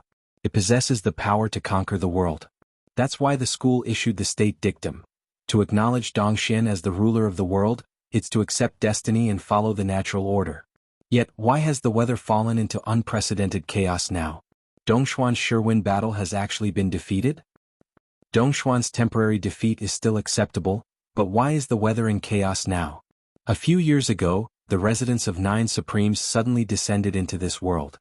While it boosted Yutong's national providence and seemed to show that Yutong had the chance to conquer the world and unite Tianxian, there's no end to the momentum. Our school has long predicted the residents of 9 Supremes' domineering presence. Their appearance is only the last radiance of the Empire of Yutong. It will only make the Empire of Yutong the focus of all the other nations. The remaining national providence will weaken day by day, indirectly aiding Dongxian in draining the other nations' national power. What happened later also proved our sect's prediction. The 9 Supremes fell in the battle at Tianshan Cliff, and the destiny of the nation formed by the providence of heaven and earth that belonged to the residents of 9 Supremes dissipated completely a year ago. It proved that the providence of heaven and earth cannot be reversed by man, and the destiny of heaven and earth cannot be defied. Using man to fight against heaven will only lead to self-immolation and one's own death. However, the situation has changed and it has become unrecognizable. He stood in the clouds and frowned, unable to figure it out no matter how hard he thought. Because of this matter, the entire sect has fallen into chaos and is at a loss as to what to do. He let out a long sigh. The truth was as he said. The entire school of Kismet State had fallen into chaos due to the current incident, splitting into 2 factions. Both sides launched all sorts of verbal attacks. Gradually, it developed to the point of a physical fight. He hasn't appeared for 10,000 years, but the moment he does, he's already made such a big joke. This in itself is already an extremely absurd joke. You didn't even see anything clearly or confirm anything before you sent out the country order. Look at what's happening now. Dongxian has lost. Not only has it lost, even that so-called god of war has been killed by them. The reputation that our sect has accumulated for tens of thousands of years is about to be destroyed in a single day, turning from a revered existence to the top joke in the world. What can we do? The astronomical phenomenon is clear. The stars have fallen on Dongxian, and the purple sun has risen. That's the sign of unification, the qualification to rule. The astronomical phenomenon was indeed so when the decision was made. Why didn't anyone object then? Why didn't any of you object then? Humph, heaven and earth aren't complete, and there's no such thing as an absolute astronomical phenomenon. Why didn't we say so then? What's the use? The sect has always been controlled by all of you. Who dares to say no? We were just angry but we dared not speak up. Nonsense. It was a unanimous decision made by everyone then. We were prepared to use this opportunity to let the school of Kismet State reappear in the martial world and shock the world. Then, we could restore the glory of 10,000 years ago and seize the 10,000 years of providence. Is this the decision made by everyone? Why is it our responsibility now that there's a mistake? It's preposterous. The decision made that day was indeed a unanimous decision. There's nothing wrong with that, but who agreed to give the Kismet State medallion away? Once that thing is given away, it's a foregone conclusion, a declaration to the world. How could Dongxian not make a big deal out of it when they obtained this trump card? How could many secluded sects that have stayed in the martial world because of their ancestral teachings not think about defying heaven and changing their fates? Of course, they wanted to use this opportunity to reappear in the martial world, but once they did, they were met with a disaster. Now it's the school of Kismet State that tricked them. You're being unreasonable. Since the decision was made, the Kismet State medallion must be given away at the same time. What's the point of not giving it away? Keep it in our hands? How can we talk about restoring our prestige then? Moreover, without the Kismet State medallion, do you think Dongxian would have spared no effort in carrying out this matter that day? No matter what you say, the result is that you've made a fool of yourselves and ruined the sect's reputation. You must take responsibility for this. This is a reality that cannot be avoided. The school of Kismet State was in a mess of arguments. It was only in the end that they managed to come to a consensus that was not really a consensus. The reality is as it is. Now that we've come to this stage, it's not that we're stuck between a rock and a hard place, we can only move forward. The school of Kismet State's reputation cannot be tarnished and its authority cannot be challenged. Now the only way forward is, no matter what, Dongxian must win this battle to conquer the world. Then our sect won't have done anything wrong and the Kismet State medallion's ownership is rightfully theirs. The decision had been made and the voices within the sect had reached a consensus. However, how could the struggle between the 5 empires for the continent's hegemony be decided by a few people from a mere sect? Even if the sect was filled with peerless experts, however, this did not involve the martial world's final battle but the ownership of the entire continent's imperial power. Therefore they first sent a few people to explore the path. It was necessary to know one's enemy as well as oneself. However, this path, how should we explore it? The man in white's face was filled with worry, as if he was about to die from anxiety. This was a huge conundrum that could not be solved. The truth was definitely not as strong as what they had said to the outside world. It was obvious that they had made a mistake and had already confirmed that they had outsmarted themselves.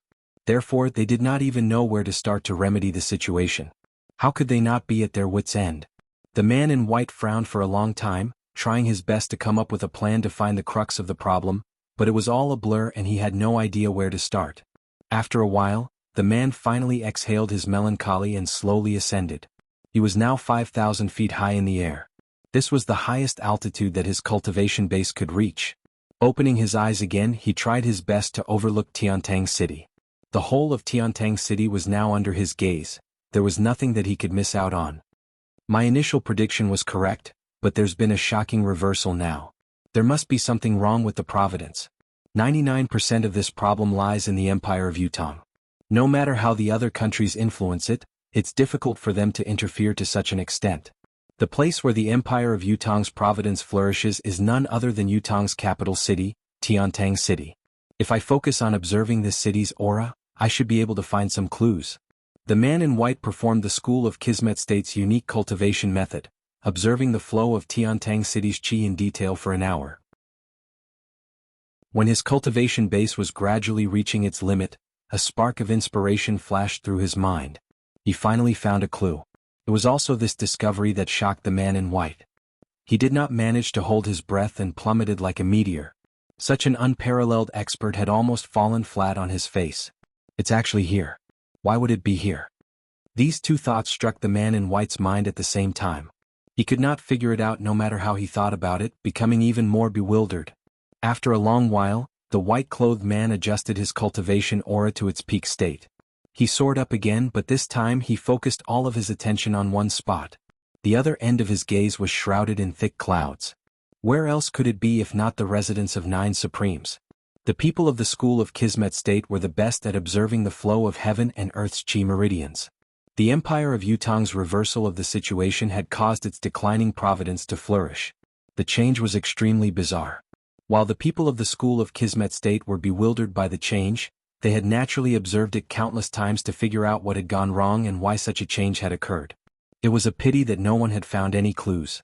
During this period of time, the man in white had seen the residence of 9 Supremes many times, especially the residence of 9 Supremes. He had seen it more than a dozen times, but he had not discovered anything. The only thing he saw was a thick fog that did not dissipate. The thick fog that did not dissipate was a mystical phenomenon that belonged to the residence of 9 Supremes. It had always existed and was no longer strange. However, when he looked down from the highest point this time, he was surprised to find that the residence of 9 Supremes actually existed. The Qi of Celestial Pole? Is it really the Qi of Celestial Pole?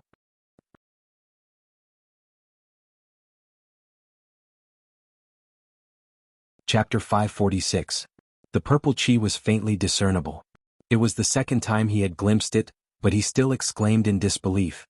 He rubbed his eyes and looked again to confirm. As far as his eyes could see, there was an extremely faint purple glow that flickered from the bottom to the top of the white fog after a long time. It only rose for a moment in the white fog before it disappeared. It was a fleeting moment. In spite of this, the magnificent purple qi was so real that it was unforgettable. The celestial pole purple qi? The white-robed man sighed. So that's how it is. The celestial pole purple qi is used to ascend to the throne of the emperor. What a waste. Who would have thought that the Empire of Yutong would have such a thing? What other providence in this world can compete with such a foundation? It would be intolerable if Yutong doesn't rule Tianxian. But, this isn't right, this isn't right. The white-robed man frowned as he thought of something. The last time the 5 of us observed the providence of other countries, the residence of 9 Supremes was our top priority. We didn't notice the celestial pole purple qi in it. If there was, it would be impossible that we didn't notice it. Such a mistake wouldn't exist. Besides, the North Star had already started to shine in Dongshan then. If Yutong already had the celestial pole purple qi then, the North Star would have been oppressed and attracted and shifted to this side. If that was the case, our judgment wouldn't have been wrong. So, the celestial pole purple qi isn't something that has been around for a long time, but it has only appeared recently. What's more, it might have appeared due to some special reason. Then, our fall this time wouldn't be considered unjust. It's just that, how could a secular country possibly have such a special providence like the celestial pole purple chi? Such a mystical providence can only be born many years after the continent has been unified. It would need at least hundreds of years of imperial providence of a super empire to be able to brew. What is going on? Why did such an unforeseen event occur in such a short period of a few months? What happened during this period of time to cause such an unforeseen event? The white-robed man felt his scalp tingle and his limbs turn cold after his analysis. I clearly saw that the providence of the 9 Supremes had completely dissipated earlier, but I didn't expect the residence of 9 Supremes to hide such a mystical thing. This goes against common sense, a huge violation. After thinking about it for a while, he still couldn't figure it out. Beside him, there was a tall and sturdy man accompanying him. Throughout the entire process, he stood with his head down and his eyes slanted as if he was at a loss. Hearing him mumble to this point, he finally couldn't help but interrupt. Eldest senior brother, in my opinion, this matter isn't that rare. As long as you want to do it, you can easily do it.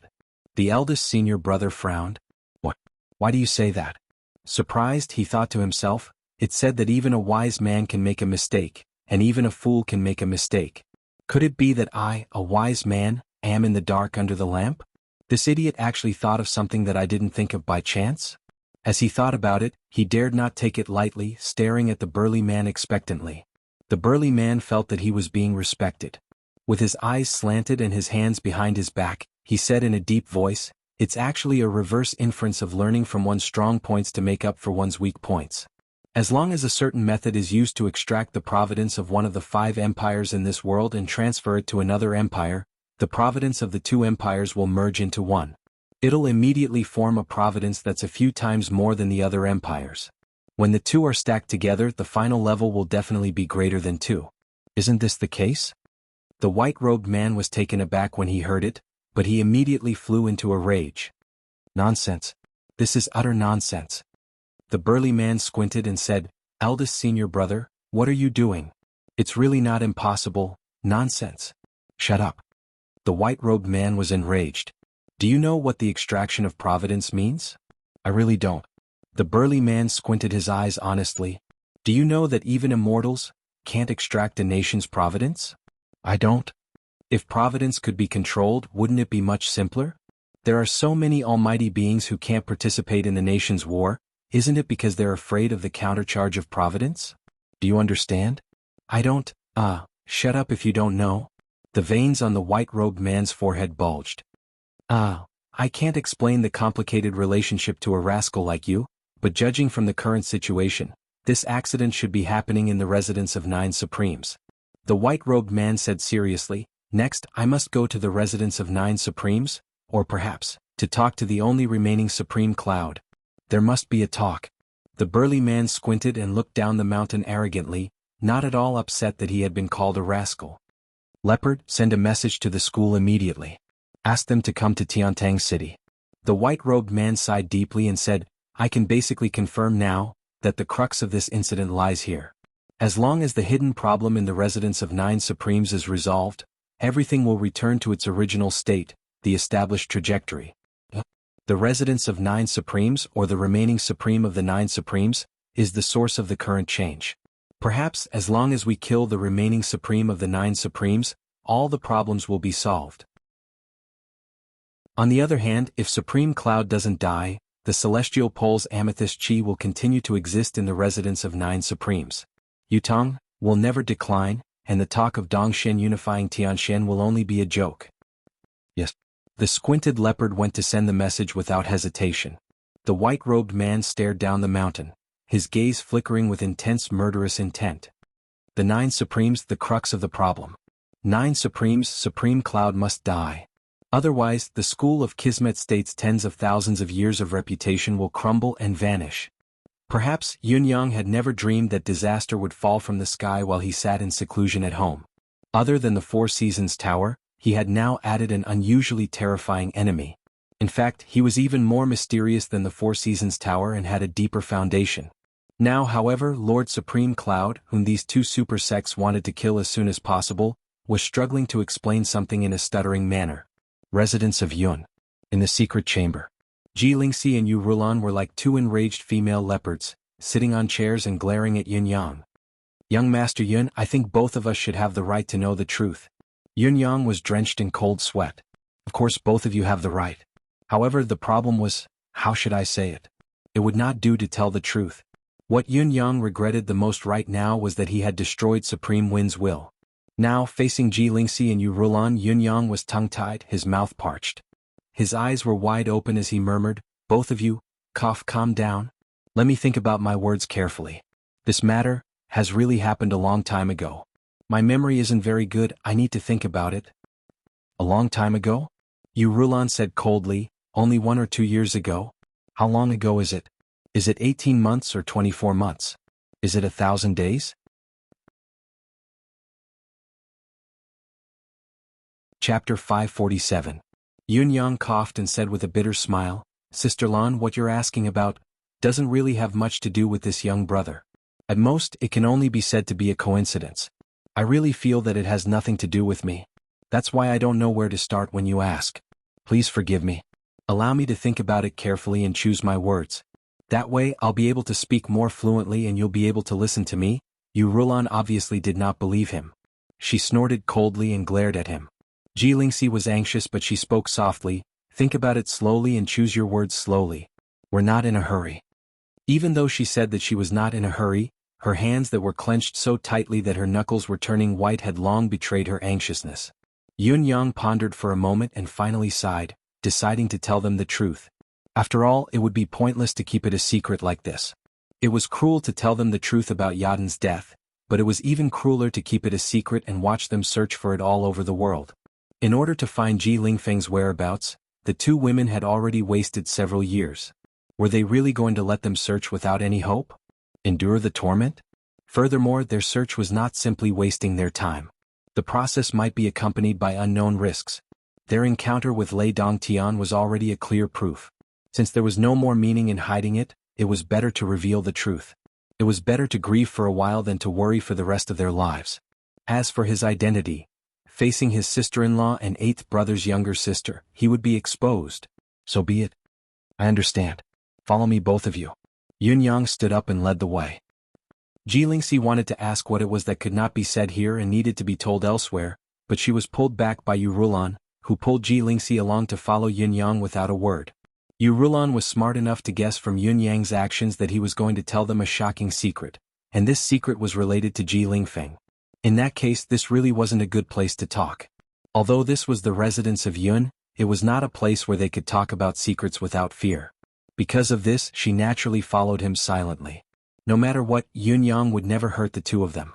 A place that Yun Yang thought to be safe would at least be more secure than this place, especially when the current matter involved Ji Lingfeng.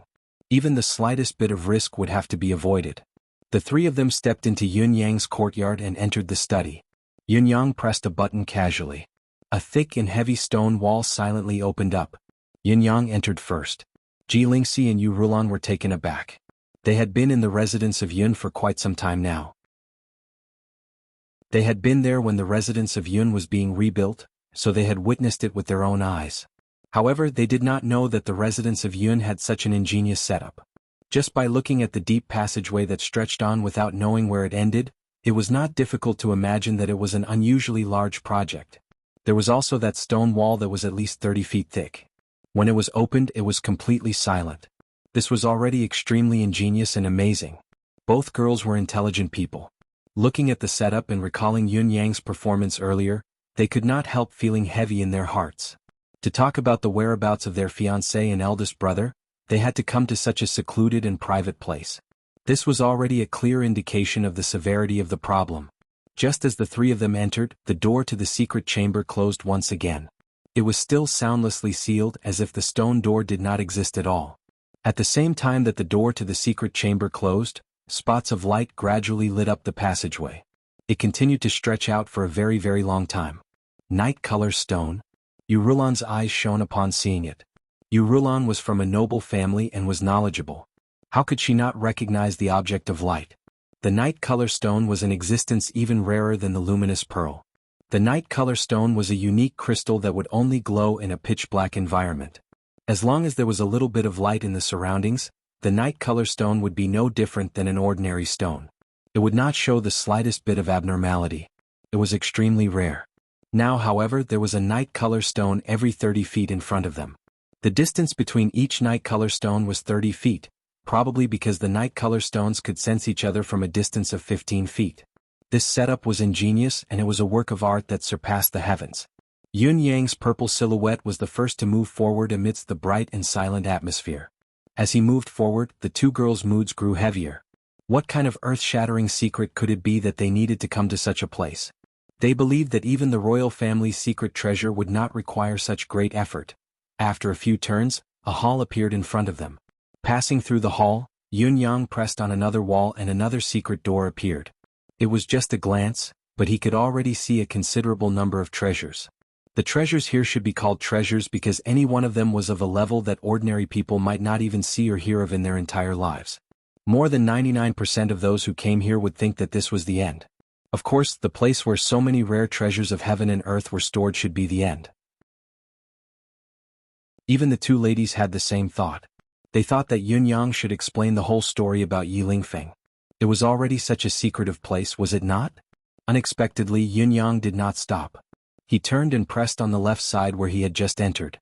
Another secret room's door slowly opened. This was where the blind spot of human thought lay. Even if this place was found by the intruders, they would still be unwilling to give up, so they could only search the other three walls to find the mechanism.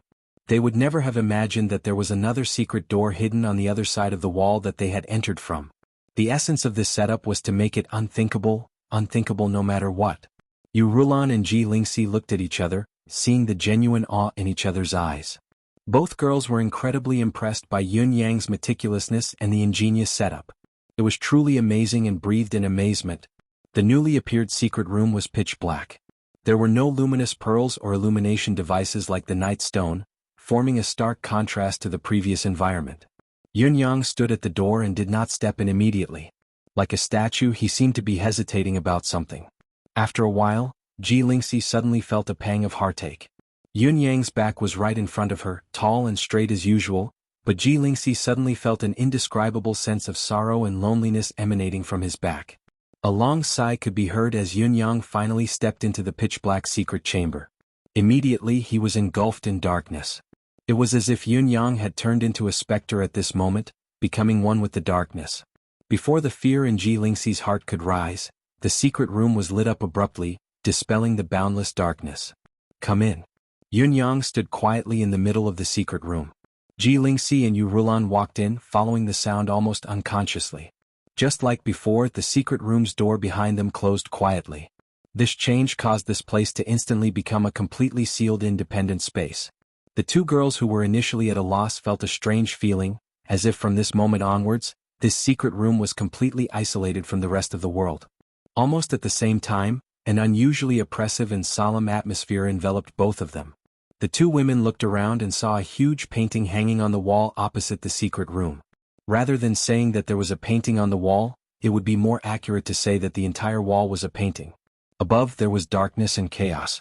Below there were mountains, rivers, and the earth. It was as if all the mountains and rivers were within it.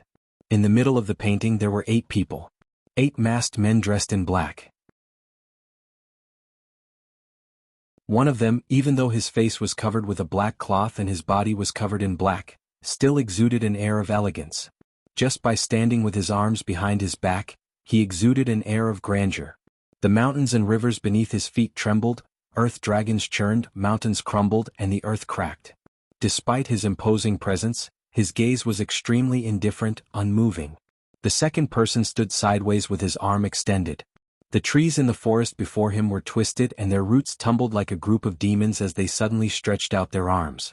The third person stood quietly on the left of the first person, waves of whiteness clouding the sky beneath his feet. The fourth person stretched out his arms as countless sabers and swords rushed towards his hands.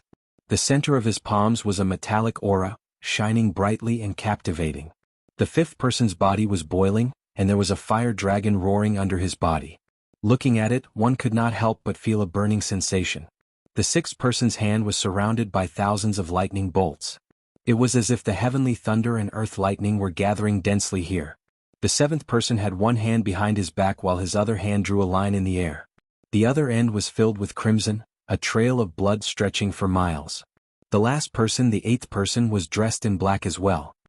His entire being soared in the clouds, only his front and back were filled with billowing winds and billowing clouds. Although his face could not be seen clearly, one of the eyes on the side of his head was bright, gleaming with delight and carefreeness. His silhouette was indescribably dashing and insufferably arrogant. It was as if he was laughing maniacally in front of the vast sky and earth. 8 men in black. Ji Lingxi watched the scene in front of her in shock, feeling as if her soul was being pulled into the painting in an instant. She could not help but blurt out, 9 Supremes? Yu Rulan's eyes were fixed on the last person, the graceful silhouette that soared under the clouds. He was insufferably arrogant, yet there was an indescribable calmness to him. She could not hold back her tears as she murmured, Ling Feng? The bright eyes that looked over seemed to be staring at her from the other side, their gaze filled with kindness. They were calling out softly, Lon Lon. Yu Rulan's nose felt a lump in her throat. She covered her mouth abruptly, trying her best not to cry out loud. However, her bright eyes stared unblinkingly at the pair of bright eyes in the painting through her tears. She broke down at once. That was Ji Lingfeng. Lingfeng. I found you. I finally found you. Chapter 548. Both girls stared at the painting before them in a daze, their eyes brimming with tears. It was only a painting, but the awe-inspiring feeling it gave was as if they were actually there. Their very souls were shaken by it. For a moment, both girls were speechless. At this moment, the so-called beauty, the so-called intelligence were all gone. Their entire attention was drawn to the painting. After some time, Ji Lingxi was shocked to realize that Yun Yang had disappeared from the secret chamber. Where's Yun Yang? Ji Lingxi could not help asking. Yu Rulan was jolted awake by Ji Lingxi's question. Wiping her tears, she turned to search, but Yun Yang was nowhere to be found. Both girls were stunned. Yun Yang had been here just now, but where had he gone to now? The secret chamber was only so big, it could be seen with a single glance. The door to the secret chamber had not been opened since it had been closed just now. Where could Yun Yang have gone? Yu Rulan suddenly had a flash of inspiration. She turned to look at the painting again. It was the same painting, but looking at it now, there seemed to be something different about it. Both girls shared the same thought. Exchanging glances, they were both stunned for a moment. Suddenly Yun Yang's voice came from the painting. I'm here. The two of them were startled and looked towards the direction of the voice. They saw that the painting of 8 people had now become 9 figures. Behind Ji Lingfeng in supreme wind, there was another silhouette amidst the clouds and mist. Was Yun Yang. Yun Yang had actually merged into the scroll, reflecting the two of them with the portrait in the scroll. You. Ji Lingxi was stunned.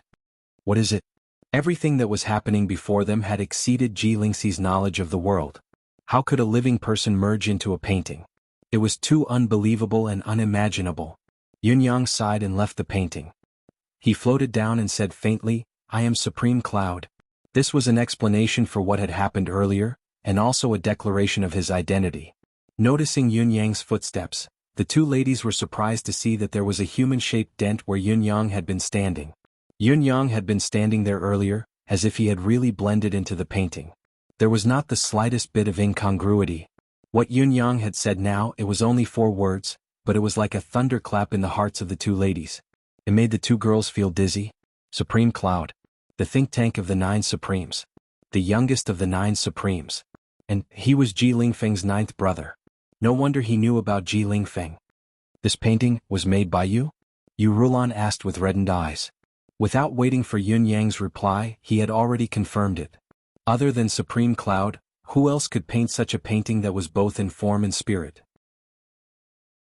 Even though their faces were covered and they were only masked and dressed in black, they were able to display that person's unique style with their aura and form. Even the pairs of eyes in the painting were unique in their own way. They were meticulous and detailed, displaying each person's personality vividly and vividly. This is my brother? Ji Lingxi walked forward and stroked Supreme Wind's portrait, murmuring, Brother, where are you? Don't you want your sister anymore? Yu Rulan stared at it blankly as well, tears rolling down her cheeks uncontrollably. There were only 8 people in the painting now. The last Supreme Cloud was right beside them. Combining it with the rumors from the outside world, the two ladies had an epiphany. However, they still dared not believe it. They were unwilling to believe it, hoping for a sliver of luck. Even if they dared not believe it, unwilling to believe it, unwilling to give up on that sliver of luck, the sorrow in their hearts could not be contained, surging from the bottom of their hearts. Yun-yang was silent for a moment, but he still spoke up to break the painful silence before him. Ji Lingfeng is supreme wind of the 9 supremes. Yun-yang's Adam's apple bobbed as he said dryly, my 8th brother? Ji Lingxi and Yu Rulan looked at him blankly, their gazes sorrowful. The girl's eyes were already red, but they forced themselves to keep them wide open, looking at Yun-yang stubbornly, waiting for the answer that was about to come.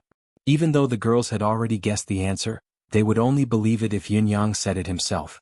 9 supremes as the name suggested were 9. There were only 8 of them in the portrait.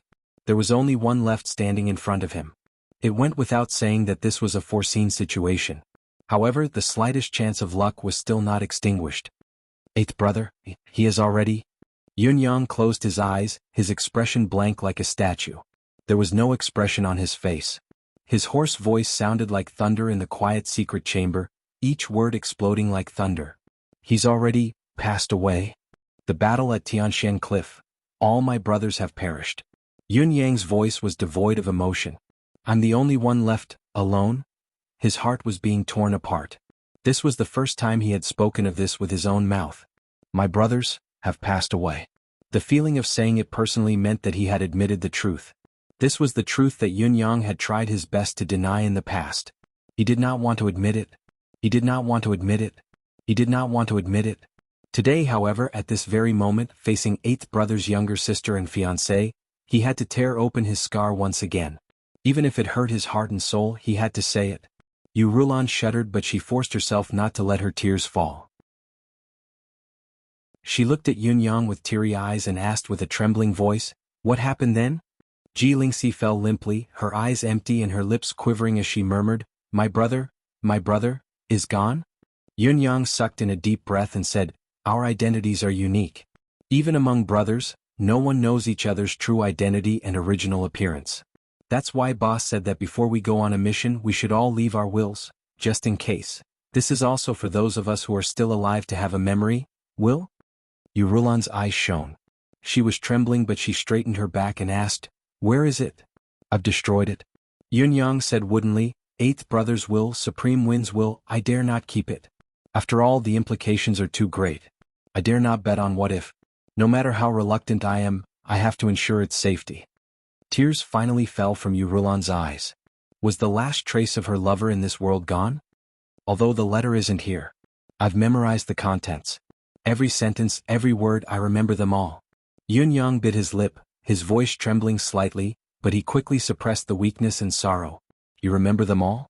Yu Rulan and Ji Lingxi looked at Yun-yang hopefully, but they did not speak again. Both of them even held their breaths, waiting for Yun-yang to speak. They knew that since Yun-yang had said so, he would definitely recite Supreme Wind's will. Even if they could not see the letter left behind by their beloved brother with their own eyes, it was still a great compensation to be able to know the contents. Yun-yang took a deep breath and began to recite Supreme Wind's will word by word. Yun-yang was not boasting. In fact, he could recite all the wills of the 9 Supremes brothers that he had seen. The contents of the will had long been imprinted in his heart. Every word, every sentence, even every punctuation mark, Yun-yang could recite them like they were his family treasures. Yun-yang believed that even if another 100 years had passed, he would never forget any of the contents, not even the tiniest detail. I have a younger sister, my only family. My younger sister's name is Ji Lingxi. Doesn't this name sound nice? Listening to Yun-yang reciting to this point, Ji Lingxi listened even more attentively. Her ears perked up as she listened attentively. She even sobbed softly, but she did not miss a single word, imprinting her brother's last concern into her heart. As the contents of the will unfolded, Ji Lingfeng recalled the difficult times when he and his younger sister were young, as well as the various grievances he had suffered in the Ji family. Although the content was recited in a humorous tone, Ji Lingxi's tears still fell like rain as she listened to it. Thinking of all the sacrifices her brother had made for her all these years, the sorrow that had already accumulated to the extreme increased to the next level. For a moment, she felt as if her heart was being torn apart, almost fainting from her sobs. Brother, your most beloved younger sister. You left her without even taking a look at her. Why did you leave? Ji Lingxi's eyes were misty as she focused her gaze on the scroll again, on Supreme Wind's silhouette that was fluttering in the wind, murmuring, "My younger sister is my darling. Whatever good stuff I have, I'll give it to her first. I'll love and coax her. My younger sister likes to wrinkle her nose when she's angry. Whoever asks my younger sister to wrinkle her nose, I'll crawl out of my coffin and beat him to death." Hearing this, Ji Lingxi could no longer hold herself together. With a sob, she fainted right away. Yu Rulon hugged Ji Lingxi's limp body, her tears falling continuously. Her eyes were wide as she stared at Yun Yang, listening to the rest of the will. She was waiting for the part that belonged to her, even though there was a tinge of disappointment and panic in her eyes. She did not believe that the will would not mention her, his fiancée. "The second is my fiancée." As Yun Yang recited this, Yu Rulon's breathing stopped at once. A soft sob escaped from her throat and she was completely still, staring at Yun Yang without panting, waiting to hear what Ji Lingfeng had left for her. Just now, Yu Rulon was afraid that Yun Yang would suddenly say that the will was finished and that there was no more content. There was nothing related to her at all. If that was the case, Yu Rulon felt that she would break down immediately. The other heavy blow after the death of her beloved was not much lighter than the former's grievous news. Luckily, Ji Lingfeng's will had a part related to her. "He still remembers me. Among the last traces he left in this world, I am one of them." Yu Rulon's heart was filled with bitterness, sorrow, and fear. For a moment, she felt like she was floating in the clouds, like she was stepping on the clouds. "You heartless person, do you still remember me? I like her very much. Her name is Yu Rulon, isn't it nice? Other than my younger sister, she's the person I like the most, but she's also the person I've let down the most." Yu Rulon closed her eyes softly, 2 streams of tears trickling down her cheeks. "Ji Lingfeng. My dear Ji. With these words of yours, my life is worth it. It's more than enough. As long as I'm alive, I'll marry her. When the 9 Supremes' business comes to an end, I'll invite all of you to my wedding wine, all my brothers." Upon hearing this, Yu Rulon's tear-stained face broke into a mournful smile, but there was also a tinge of relief. "I've waited for you to marry me. I've waited until now. I've been waiting. But you're not coming anymore. Of course, if I'm really dead, please tell her that I've had a change of heart, that I've married a woman who's more outstanding than her in everything, and that I've gone to live in seclusion." Yu Rulon's expression changed at once as Yun Yang recited these words. Her face turned pale first, then red, before her eyes spat fire as she gritted her teeth, panting heavily. "This bastard! How dare he? How dare he?" Yu Rulon cursed, but her tears fell once more. "The pearl of the flood dragon for my sister. This piece of jade belongs to Lan. You can return it to her." Watching Yun Yang open a secret compartment in the secret chamber and take out a pearl of the flood dragon and a piece of jade, Ji Lingxi, who had just woken up, moaned and fainted again. Yu Rulon's slender fingers gripped the piece of jade tightly, as if she was going to crush it into pieces. Still, she carefully and treasured it, keeping the piece of jade in her embrace. "Back then, I've left a message for Lan. When I become a hero, I'll bring 100,000 troops and marry you. My intention has never changed until now. However, if this will were to be read by all of you, it would truly be a hero's dream, a lifetime of beauty." Yun Yang was done. He did not recite the part about matchmaking for Yu Rulon. He did not miss her. He knew that if he were to recite all of it, Yu Rulon's heart would definitely be hurt once more. "That's all?" Yun Yang's voice was hollow. "The rest is probably a secret between us brothers. It has nothing to do with you, there's no benefit in knowing it." Yu Rulon hugged Ji Lingxi and was stunned for a long time. She did not speak for a long time, tears streaming down her cheeks. At this moment, there was no longer any anger or anticipation in her eyes. In fact, there wasn't even any sadness left. Her originally lively eyes were filled with a deathly stillness. "Eighth brother's entire life, the only 2 people he's concerned about are the both of you." Yun Yang said in a low voice, "Sister Lan Lingxi, both of you must live well from now on. Don't let 8th brother die in peace." Yu Rulon said faintly, "He's the high and mighty Lord Supreme Wind, serving the country and the people all his life. He's a chivalrous man. How would he remember such trivial things like us? He actually needs you to tell me that he's had a change of heart and married a woman who's better than me in every aspect. He's quite thoughtful indeed." Yun Yang sighed and said, "Sister Lan, if I were in 8th brother's shoes, I'd write the same." Yu Rulon sighed and asked softly, "You've written such a will as well?" Yun Yang nodded with a bitter smile. "The 9 Supremes work together as one. I've done the funeral arrangements that 8th brother has made as well." Yu Rulon asked, "Are there arrangements for the woman you like in your will?" Yun Yang chuckled dryly. Sister Lan, you've overestimated me. How old am I? I don't have such thoughts. I've left this out. Yu Rulan said, so you don't have a woman you like until now? Is that what you mean? Yun Yang paused and pondered for a moment before replying softly, yes, I don't. Yu Rulan sighed and said, Brother Yun, you asked us to live well, but you have to live well too. Not only for those of us who are alive but also for those who have passed away. Yun Yang nodded.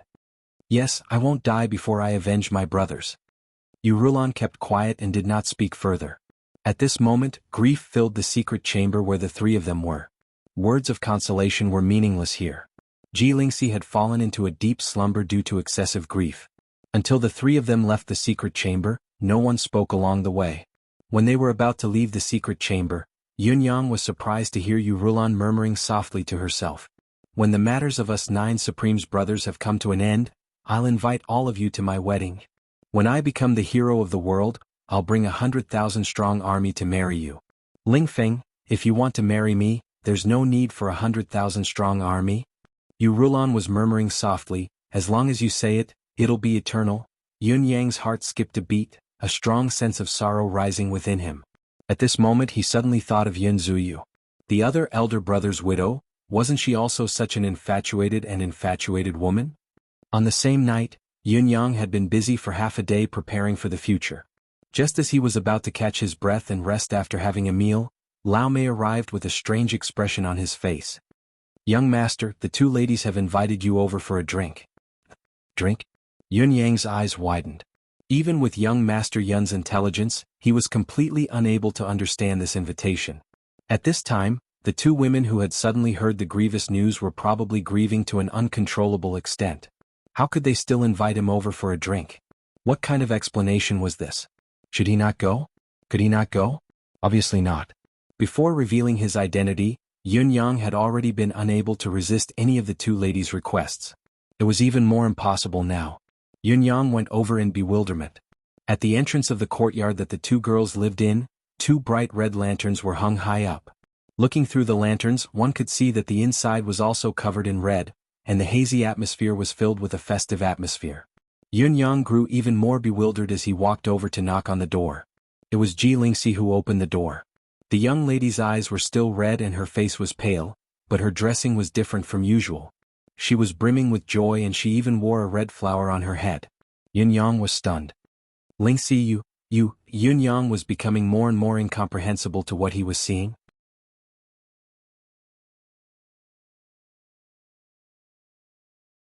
Chapter 549. Yun Yang turned his head abruptly, looking at Ji Lingxi in disbelief. Ji Lingxi lowered her head with reddened eyes and said in a low voice, I can't. I didn't agree to it at first, but Sister Lan told me that if I didn't agree to it, only death awaits her. My brother is gone, and if I don't agree to it, she won't be able to marry into the Ji family anymore. Yu Rulan's neck was tied with a red silk handkerchief. With Yun Yang's eyesight, how could he not see the faint traces of blood seeping out from there? She had forced Ji Lingxi to submit by threatening her own life and death. That was how this wedding banquet was held. Ji Lingxi lowered her head and sighed softly. Yu Rulan looked over and said with a smile, Lingxi, today is your brother and your sister-in-law's big day. Why aren't you helping to entertain the guests? After today we're a real family.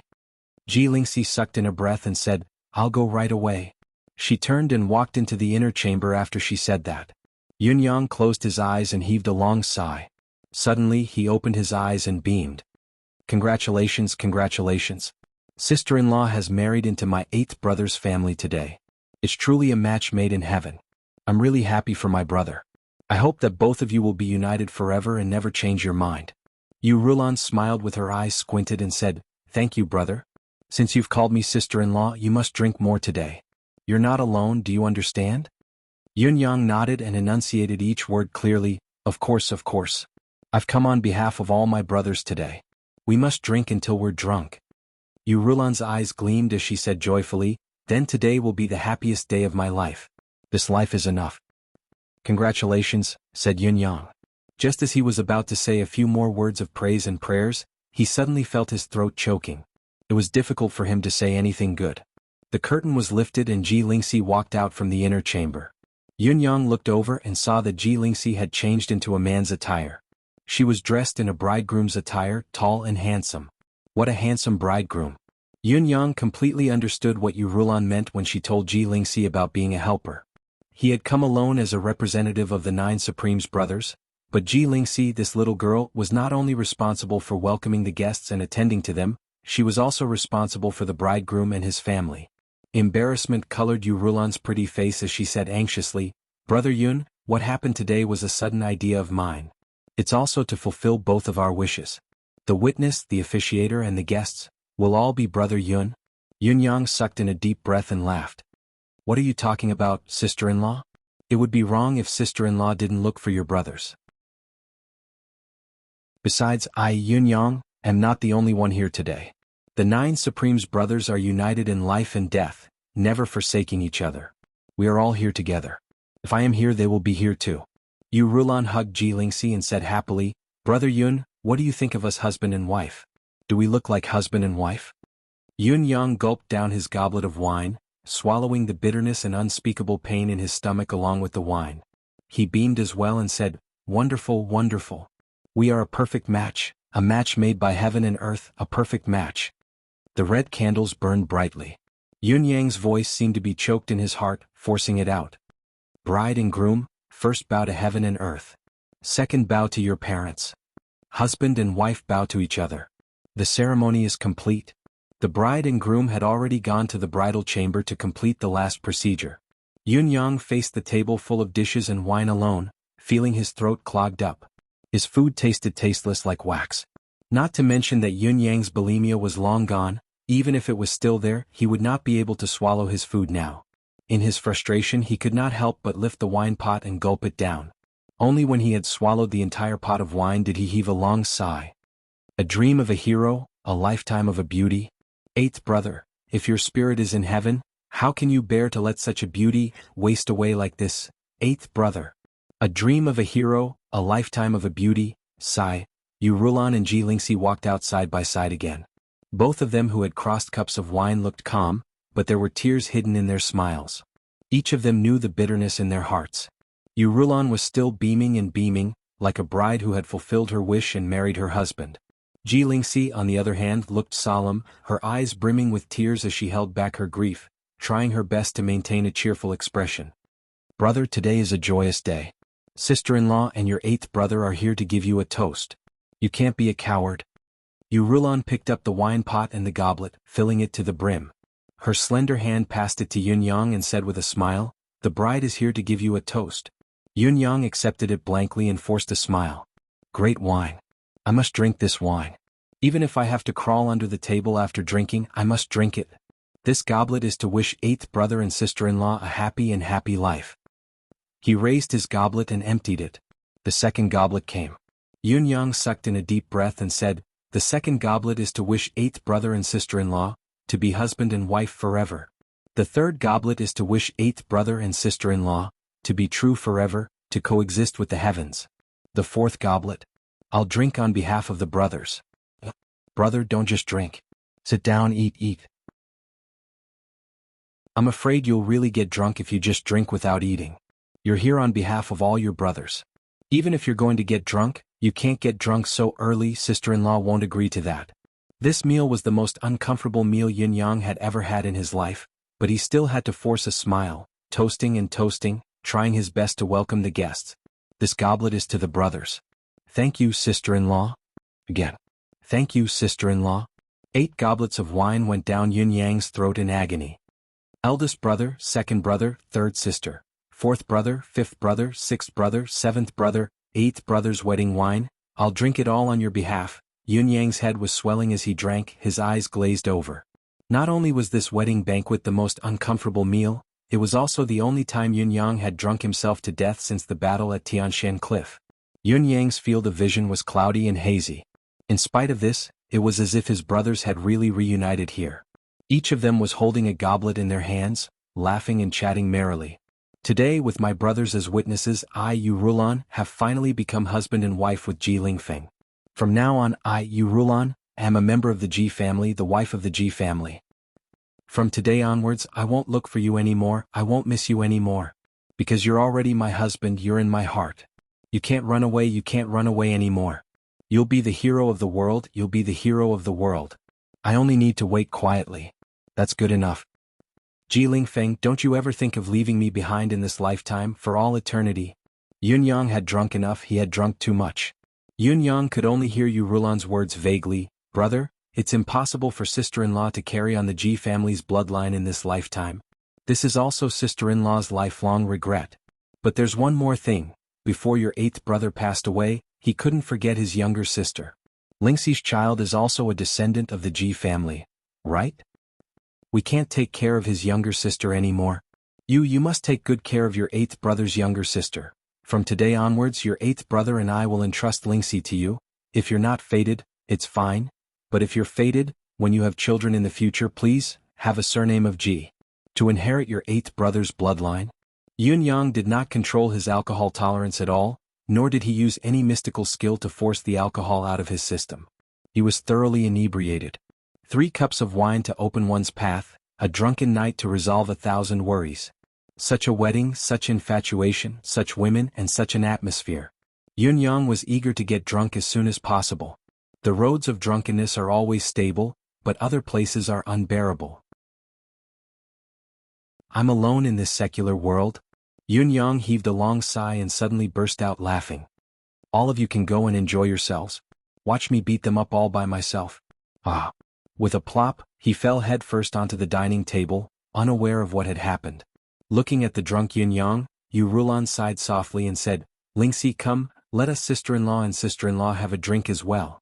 How can we not drink on such a joyous occasion? I drank on your brother's behalf just now, it doesn't count. Ji Lingxi had never been good at drinking, and her mood was exceptionally heavy today. She was already tipsy. Now that Yu Rulan had forced a few more goblets of wine into her mouth, she swayed and collapsed just like Yun Yang, following in his footsteps. Yu Rulan sighed softly as she watched Ji Lingxi collapse. She murmured softly, Lingxi, if you continue to be reserved, Yun Yang, this unromantic man, won't take the initiative in the end, especially when he's carrying too many burdens. Perhaps he won't even have the time, or perhaps he'll place his thoughts on romantic relationships. In the end, he'll end up like me. How can there be no consummation of the wedding today? I hope you won't blame sister-in-law in the future. If there's a bad reputation, let sister-in-law bear it. This is also the last time I can help you. Yun Yang fell into a deep slumber, feeling as if his brothers were already by his side, drinking to their heart's content and chatting loudly. He could not help smiling as he sighed comfortably. I really miss all of you. His hand moved slightly as if he had touched something. He flipped over, opened his eyes and took a closer look. To his astonishment, there was a person lying right beside him. The person beside him was Ji Lingxi, her eyes shut tight and her breathing steady, still in a deep sleep. What was going on? What happened to him? Why was Ji Lingxi sleeping on his bed? What was going on? Yin Yang shook his head, feeling dizzy. Without hesitation, he pushed Ji Lingxi and asked, You? Just as he uttered the word, he was shocked to see a flash of red light on Ji Lingxi, who had been in a deep sleep. At the same time, a terrifying aura erupted, as if heaven and earth had suddenly collapsed in front of Yin Yang. A massive, unstoppable force rushed out from the unconscious Ji Lingxi. With a loud boom, Yin Yang, who was the only one bearing the brunt of the attack, was caught off guard and was struck at once. Bang! The window shattered at once as Yin Yang was flung away like a kite with a broken string.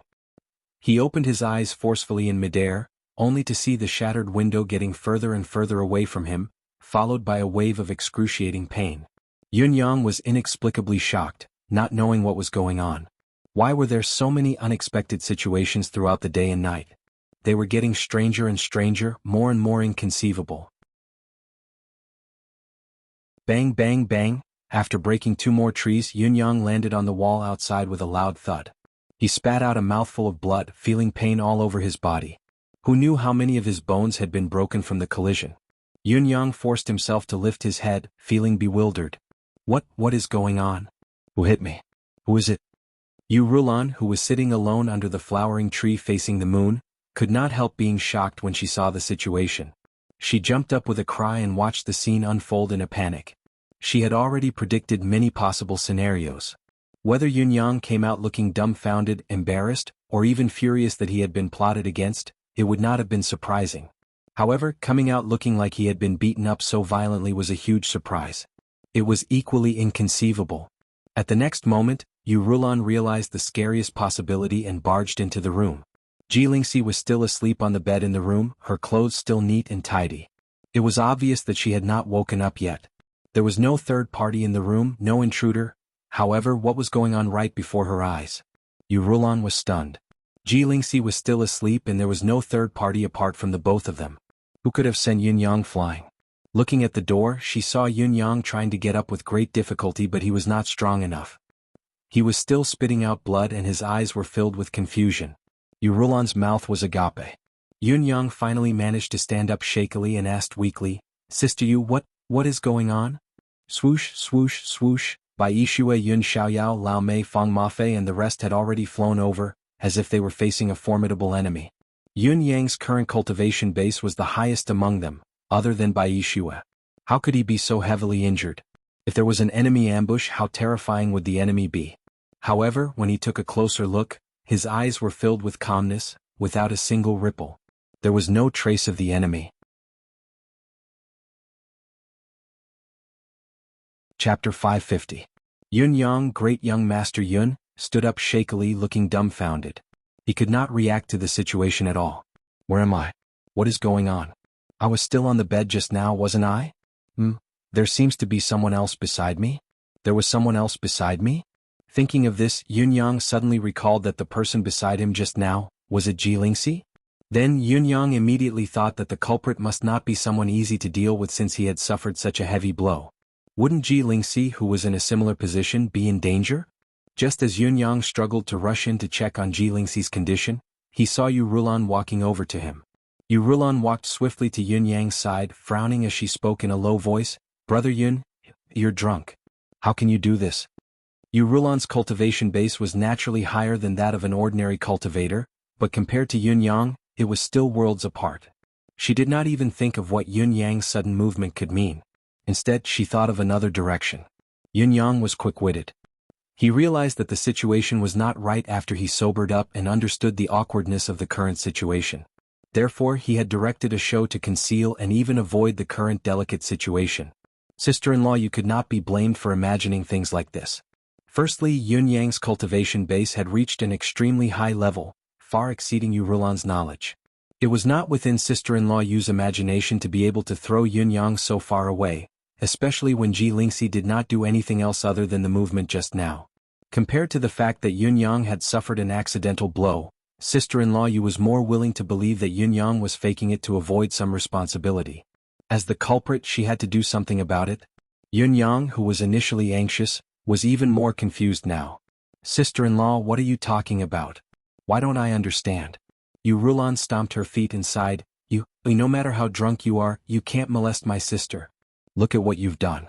This isn't over. Your eighth brother isn't here, but I, your eighth sister-in-law, am still here. Yun Yang's eyes widened, filled with confusion and shock. What? Molest? I molested Ji Lingxi? Wait, was it not the most important thing to confirm Ji Lingxi's condition? Madam Tao Jr., why are you so free to think about indecent things? You think you're so great just because you're promoted and have a job title? With Yu Rulan's reminder, Yun Yang recalled that when he had just woken up, Ji Lingxi was indeed on his bed and he had even stretched out his hand to push her away. Push, push, push, push. Oh, God, push? Yun Yang suddenly recalled everything that had happened just now. The reason why he was thrown out with all his might was actually caused by the sudden burst of power from Ji Lingxi when he pushed her. The entire process was baffling, but it was unstoppable and unstoppable. Yes, then he was sent flying. Yun Yang recalled the feeling of that moment. On one hand, he was sure that there was no third party ambushing him and that Ji Lingxi was safe, but on the other hand, the more he thought about it, the more chills he felt. The power that Ji Lingxi exuded made Yun Yang feel like he was facing a towering mountain or a vast ocean, unreachable and unfathomable. Unfathomable and unshakable. But what exactly was going on? The more one knew, the more one felt insignificant. Yun Yang had felt the power himself. He had not thought much of it then, but the more he thought about it now, the more fearful he felt. The more he thought about it, the more he felt that it was unrivaled. Even when he had faced Ling Xiaozue in the past or when he had seen Mr. Nian kill Lei Dongtian and his servant with a single strike, it was incomparable. This power was even more terrifying. It was many, many times more terrifying. After all, be it cultivation base, ability or experience, the current Yun Yang was no longer comparable to the past. Compared to Yu Rulan, Yun Xiaoyao, who was more experienced in the ways of the world, looked at Yun Yang meaningfully and then at Yu Rulan, frowning deliberately. What happened? Yun Yang molested your sister? Yun Xiaoyao's cultivation base was not something Yu Rulan could compare to. He had already sensed Ji Lingxi's movements the moment Yun Yang flew out and confirmed that Ji Lingxi was unharmed. Therefore he was even more certain that Yun Yang's flying out was just a show, as if his severe injuries were nothing to worry about. It was a piece of cake for a Heaven Realm cultivator to make some noise or even pretend to be severely injured. Naturally he, like Yu Rulan, thought that it was Yun Yang's way of avoiding the matter. He was happy to see Yun Yang break free from the circle of the inexperienced brat, so naturally he cooperated with Yu Rulan. Are you trying to escape suspicion with such a method? Dream on. You're covered in yellow mud now. What's more, even if it's really yellow mud, I'm going to turn it into *T for you. Yu Rulan's eyes brightened at once. With her intelligence, how could she not hear the hint of encouragement in Yun Xiaoyao's tone? Yes, yes. Otherwise, how could he have been beaten out? Yu Rulan replied. This bastard. Yun Xiaoyao looked enraged. How dare he do such a shameless, insane and heartless thing? Don't worry, young lady, I'll make sure he gives you all an explanation. As Yun Yang's father, I'll take charge of this matter. What I say goes. If so, this servant lady thanks your highness here. Yu Rulan could finally be at ease. She could not help but feel a tinge of sour joy in her heart. Now that Yun Xiaoyao was pushing from the back, it was much better than pushing it alone. Ji Lingfeng, I found a home for your sister that she likes. As far as Yun Xiaoyao was concerned, he was happy to see it happen. With his many years of experience, how could he not see what was going on? This was obviously an infatuated lady meeting a crude man. The lady was already willing, but the other side was muddle-headed, or perhaps he had the intention but lacked the guts. In addition, the reason why Yun Xiaoyao was pushing the matter regardless of his status, was because he had a strange feeling in his heart. With Yun Yang's temper, especially his heavy sense of responsibility, it would be impossible to wait for him to take the initiative to find a wife. It would be a lifelong regret. It was because of these factors that Yun Xiaoyao was so cooperative with Yu Rulan. Otherwise, Yun Yang and Yun Xiaoyao were now official princes while Yu Rulan and Ji Lingxi's identities were, to put it nicely, they were descendants of noble families, but to put it bluntly, they were women of the martial world. How could they hope to marry into a prince's residence? She was not even qualified to be a concubine. This foolish child. If I don't give him a push, I'm afraid he can only be a bachelor for the rest of his life. Yun Xiaoyao sighed inwardly. Although this fellow had never treated him as a real father, he had long taken him as his own son. As a father, a qualified father, how could he not make plans for his son's marriage? It's just that, this girl, her cultivation base is really high, but she's a little too violent. Yun Xiaoyao said faintly, looking at Yun Yang who was still spitting blood. Yun Xiaoyao had to say this. After all, he had to finish the act, he had to go through with it. Until now, no one thought that it was Ji Lingxi who had hurt Yun Yang. Everyone had known each other from the eastern battlefront before this, so they were well aware of the lady's capabilities. Although she was rather impressive, it was still a fantasy to say that she could hurt Yun Yang. Yun Xiaoyao smiled and called out, quickly, heal young master. In spite of this, he no longer cared about his son who seemed to have been beaten to the point of spitting blood. He simply walked away with his arms behind his back. Pretentious. Pretentious. Let's see how long you can keep up the act. Yun Yang returned to his room to lie down weakly, but he still felt waves of confusion and dizziness. Once he lay down on the bed, he fell into a deep sleep. Others could think that he was putting on an act, but he was truly uncomfortable and urgently needed to rest and recuperate. In his daze, he seemed to hear people talking from afar yet close at the same time. It was filled with a surreal feeling of being in a fog, but these words rang in his ears. A daughter-in-law like this, and you still refuse to acknowledge her? Someone asked in dissatisfaction. Sigh. Someone sighed. You don't want a son-in-law like this? Someone asked again.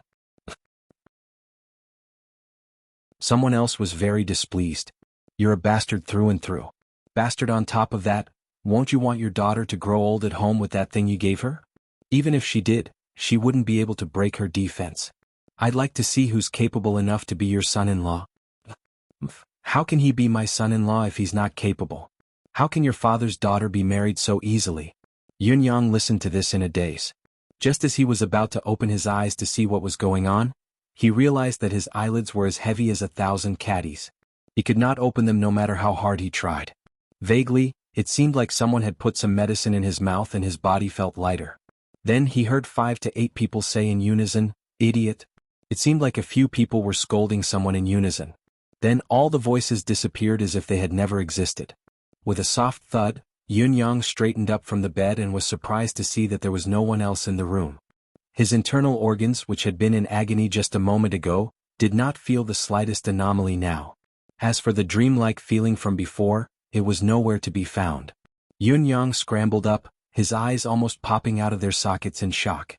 His entire body felt light. There was not even a trace of the impact he had suffered just now. To the extent that his body actually felt even lighter and more comfortable than before he was injured, and his body was more well-rounded and transparent. What was going on? Yun-yang thought back. Drinking last night, this must have happened. Then he had gotten drunk and passed out. This was also possible, however, after that, what happened after that? How did I get beaten up? Also, who hit me? Jilingxi? Impossible. She was still sleeping like a pig when he woke up. No, this is not the main point. How did we end up in the same bed? That was the main point, okay. Yun-yang shook his head and dashed out of the door. Sister Lan?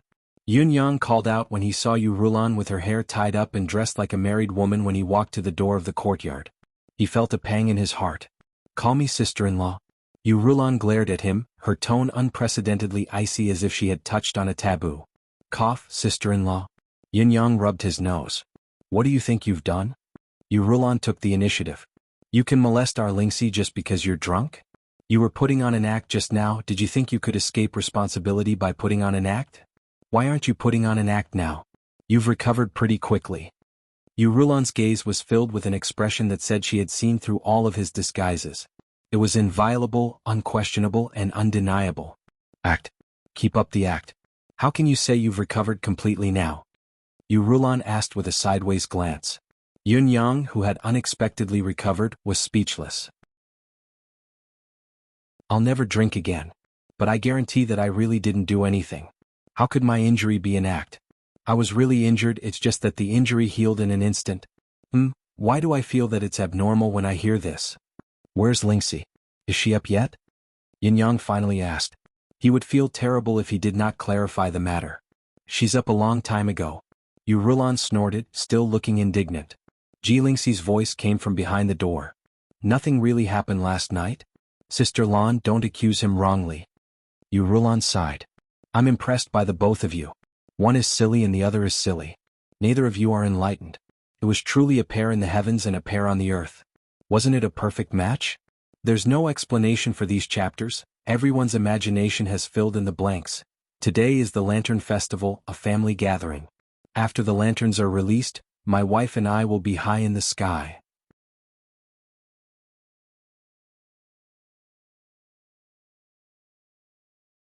Chapter 551. Compared to Yun-yang, Baoer's regular learning was Yun Xiaoyao's current focus. Yun Xiaoyao, who watched the teachers take turns to teach and supervise the work wholeheartedly, was filled with gratification. Anyone would love a young but obedient child. Yun Xiaoyao's pity for Baoer grew with each passing day, surpassing that of Emperor of Yutong and Yun-yang, both openly and discreetly. Yutong's war had stopped. Although there were signs of a new storm, it had yet to reach the surface. Bai Yixue, Fang Mafei, Lao Mei, and the others had officially taken up the job of security. However, there was no place for them to put their skills to use in the following period of time. Other than the 3 waves of assassinations from the kamikaze suicide squad, there were no other disturbances. It was unusually peaceful. Yin-yang was not surprised. The biggest goal of the 3 waves of kamikaze warriors was to test the residents of Yun's defense and how much they valued the child. The way the residents of Yun had dealt with the waves of assassins was already a clear indication of the problem. Under such circumstances, it would only alert the enemy if they could not kill him in one go. Thus, it was better to hold back a big move and finish the job in one go. However, Yun-yang was unfazed. After all, to him, the scale of the waves that had formed in Tiantang City was nothing at all. Unless the Crown Prince and the rest did not make a move, what awaited them would only be Yun-yang's counterattack once they did. A thunderous counterattack. When the time came, Yun-yang did not mind turning Tiantang City into a bloodbath. Yun Yang had been rather aggrieved during this period of time. He had to pay close attention to Ji Lingxi and Yu Rulan's movements almost every day. After that day, his own awkwardness was secondary. Yun Yang was more worried about Yu Rulan, afraid that this new sister-in-law Yu would take things too hard and follow eighth brother to the underworld. Yun Zuyu's incident that day had become another nightmare in Yun Yang's mind other than the battle at Tianshan Cliff. He really did not want a similar situation to happen again. Yun Yang did not move, but the Nine Supremes' forces had grown tremendously. Shui Wuyin had taken over the operations of the Nine Supremes' forces, further expanding the Nine Supremes' underground intelligence network. It was like a giant spider, weaving a network that encompassed the entire continent and strands under the ground where no one could see. Even Yun Yang was in disbelief at Shui Wuin's progress. Although the movement had yet to be completed, the seeds had been sown in all directions and the basic form was already visible. Moreover, they were all growing rapidly. Yun Yang thought to himself that even if he were to put all his effort into this matter, his efficiency would probably not be as good as Shui Wuin's. Not most likely, but definitely not. Sure enough, there was a specialization in every field. Shui Wuyin was born to be a genius in this field. Incomparable. Regarding this matter, Yun Yang had only met Shui Wuyin secretly once. For now, we'll target the various countries, cities, armaments and other aspects as our priority. Once we've completed most of these, we'll release our tentacles into the world of martial artists. Understood. The martial world is filled with all sorts of strange people, unpredictable and unpredictable. The forces that are our enemies are even more varied. If our subordinates are accidentally caught, they'll have to bear the risk of being tracked down. We have to be especially careful and guard against this. I understand. I've long prepared for this. No matter which link has a problem, the connection will be cut off immediately. It won't affect the root. The root of the Nine Supremes is an unknown secret even to our own people. That's good. Wuyin, what's your future plan? To avenge the boss. What happens after that? I don't have any further plans. Is your focus in the martial world? Or is it the imperial court? Or perhaps, a higher level? I can save the higher level. I lack that kind of aptitude and I don't have such delusions. I've had enough of the martial world's affairs. In the imperial court, I don't like to see people scheming and deceiving each other. The most ideal thing is probably to be able to control this matter from the shadows. That would be enough. It would be a great sense of accomplishment. Is that so? After the conversation, Yun Yang thought about it for a long time and even grew hesitant. Shui Wuin's thoughts were simple, but the simpler it was, the harder it would be to handle. When the world was unified, the intelligence organization that Shui Wuin had built would be a weapon that no ruler could ignore. It was because it was an existence that could pose a huge threat to the imperial power. When that time came, both sides would definitely be at odds with each other and it would be difficult to salvage the situation. However, it was no longer realistic to stop now. Yun Yang believed that even if he did not continue to work hard for this, even if he did not tell the emperor, even if the emperor did not agree, Shui Wuin would have the ability to control this force as long as he wanted to. Furthermore, Yun Yang needed this force very much now. Forget it, let's just let nature take its course. We'll talk about the future in the future. There's no need to worry about it now. Yun Yang thought quietly, as long as I'm alive, this balance will always be there. Even if I die in battle one day, Shui Wuin's underground force will continue to help Yutong against external enemies. The balance can still be maintained. When His Majesty had nothing to do, he would come to the residence of Yun Incognito to check on Baoer's learning progress. This was the most crucial point at the moment. If Baoer's aptitude was limited and he could not be trained, everything would be in vain.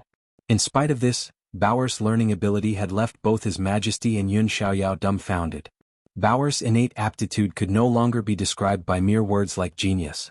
No matter what this child learned, not only could he learn it immediately, he could also apply what he had learned and draw inferences about other things from one instance. Baoer could even delve into thinking about certain problems. A day of learning was better than 10 years of study for an ordinary person. His aptitude was beyond imagination. He was a rare talent. On this day, His Majesty and Yun Xiaoyao were discussing the balance of power in the imperial court while Baoer listened quietly. When he heard about the balance of power between the Grand Tutor, Qiu Lung and other families of generals, Baoer actually wore a thoughtful expression. The emperor was intrigued and asked casually, "What do you think about this, Baoer? Do you have any brilliant ideas?" Yun Xiaoyao burst into laughter, obviously finding the question hilarious. The instigator, the emperor, was also amused, not expecting to hear a follow-up answer. How could a child of only 3 or 4 years old know about the issues they were discussing? However, Bauer frowned in thought and said, trying to make both sides feel uncomfortable, yet not feel uncomfortable at the same time. "Grandfather, you're going to be tired." Hearing the abrupt words, His Majesty's hand that was twirling his beard trembled violently. He plucked out 2 strands of his beard and stared at Bauer with widened eyes, his gaze filled with astonishment. Yun Xiaoyao's eyes widened as well. The balance of power between the emperor and his officials, the balance of power between civil and military. Bauer had attributed the key to the emperor. Although this was the truth and the child's words were shallow and childish, the logic behind it was correct. The emperor pondered and asked, "Why did Bauer say that I'm uncomfortable?" Bauer widened his round eyes and said innocently, "It's simple. Grandfather, you don't really want to hit them with the board, so you can only make them afraid of hitting the board. It's like the seesaw that Bauer is playing with. If one side is too heavy, the other side will tilt up. To maintain the balance, both sides can't be too heavy. Grandfather, you're on the seesaw taking care of the people on both sides. Of course you'll be tired." His Majesty was speechless. Yun Xiaoyao was speechless. "What if you don't want to be tired?" His Majesty asked, holding Bauer in his arms. "If you don't want to be tired?" Bauer tilted his head in thought. "As long as there's no one on the seesaw, it will become quiet. Naturally, there won't be a need for another person to balance it." His Majesty frowned and fell into deep thought. Is this another way of saying that I'm completely letting go? But was it appropriate at this time? Following that, the emperor and Yun Xiaoyao began to use other topics to tease Bauer. Bauer's responses were naturally childish, and there were many things he said that did not make sense. Most of the time, he simply looked at the two of them with his mouth agape in confusion, completely unable to understand what they were saying. However, even the answers that allowed them to come into contact with the matter were enough to shock the emperor and Yun Xiaoyao. They were inexplicably horrified. His Majesty especially felt comforted that he had a successor. After checking that Bauer's homework was lagging behind, he felt even more satisfied. "Bauer is a genius," the emperor said to Yun Xiaoyao. Yun Xiaoyao nodded. "Not only is he a genius, but he's also an extremely intelligent child. If I had a choice, I really wouldn't want to send such a child into the turmoil of imperial power. Also, don't you think that this child is a little too peaceful? The playfulness and liveliness of a normal child are basically nowhere to be seen. There's actually a child who doesn't like to play." The emperor was unconcerned. "What are you talking about? How can the throne be obtained without paying a certain price? Don't use the example of you staying away from imperial power on Bauer, okay? Besides, doesn't Bauer often play as well? A genius has fallen from the heavens. He knows that he has great responsibilities in the future, so he's a little more intelligent now. I actually feel more gratified." Yun Xiaoyao bared his teeth. "You're just imposing your thoughts and set path on Bauer. How dare you speak of it?" "Same here. Don't tell me you're not planning to follow your path back then? I heard from my father that you were different from other children when you were young." His Majesty squinted at him. "What's wrong with my thoughts? Although I'm different from other children now and it's difficult for me to have a happy childhood, I can enjoy the throne for a lifetime. It's obvious which is more important and which is less important." Yun Xiaoyao snorted and rolled his eyes. He did not want to speak anymore. His happiness level, excitement level, and happiness level were obviously different from his older brother the emperor. It was difficult to differentiate between them. Bauer was the emperor's biological grandson and he was only taking care of him. Did he have any right to speak? It was just that Bauer would have to work harder in the future. Why was Bauer not his biological grandson? Once the thought came to him, Marquis Yun could not help thinking of Yun Yang and the awkwardness between him and Ji Lingxi a few days ago. He actually thought that if Yun Yang had gotten married earlier, he would have a grandson to hug in 3 to 5 years. It's a pity that old Qiu is still unconscious. I really want to discuss it with him." His Majesty sighed. "Discuss? You should be showing off. If old Qiu knew that you're waiting for him to wake up just to agitate him about not having any grandchildren until now, I think he'd rather sleep than wake up and face your hateful face and infuriating words." Yun Xiaoyao got up and left after saying that. "What did you say?" Yun Xiaoyao's words were too long and he did not stop halfway through. His Majesty did not realize the true meaning of his words for some time. Yun Yang had been idle for 2 consecutive months. In these 2 months nothing happened at all. Whether it was the princes or the school of Kismet State, There was no movement. This surprised Yin Yang, but he was helpless. After all, other than ensuring Bauer's safety, he had to watch over Ji Lingxi and Yu Rulan. In addition to the fact that his manifestation ability had yet to recover, he could not go out and investigate. Recently, he had always felt that Yu Rulan's will to die had become more extreme. He wished he could keep his eyes open and watch over her every day to ensure that there would not be any mishaps. In addition, Yun Yang knew very well that Ji Lingxi seemed to be full of secrets, earth-shattering secrets. Although the person involved, Ji Lingxi, did not know that Yu Rulan, Yun Xiaoyao, Bai Yixue, and the rest had misunderstood him. How could Yun Yang, as the person directly involved, let go of this huge change? Yun Yang, who yearned for supernatural power, was very interested to know what was the red light that had flashed from Ji Lingxi that day. Every time he saw her recently, a certain someone's eyes would roam over Ji Lingxi like a searchlight. Ji Lingxi was both embarrassed and angry at his behavior. What was this bastard looking at with his lecherous eyes every day? It was as if he was going to strip her naked. She felt uncomfortable every time she saw him. Shangguan Lingxiu had brought her 4 nephews here twice during this period of time. During the second time, Yun Yang had a flash of inspiration and decided to let the 4 children stay. He would let them be Bauer's companions. They could be considered as study companions. His Majesty the Emperor was happy to see this happen. Shangguan Lingxiu was delighted, and the Shangguan family felt as if a pie had fallen from the sky. Anyone could see the status and future of this child in the Empire of Yutong now.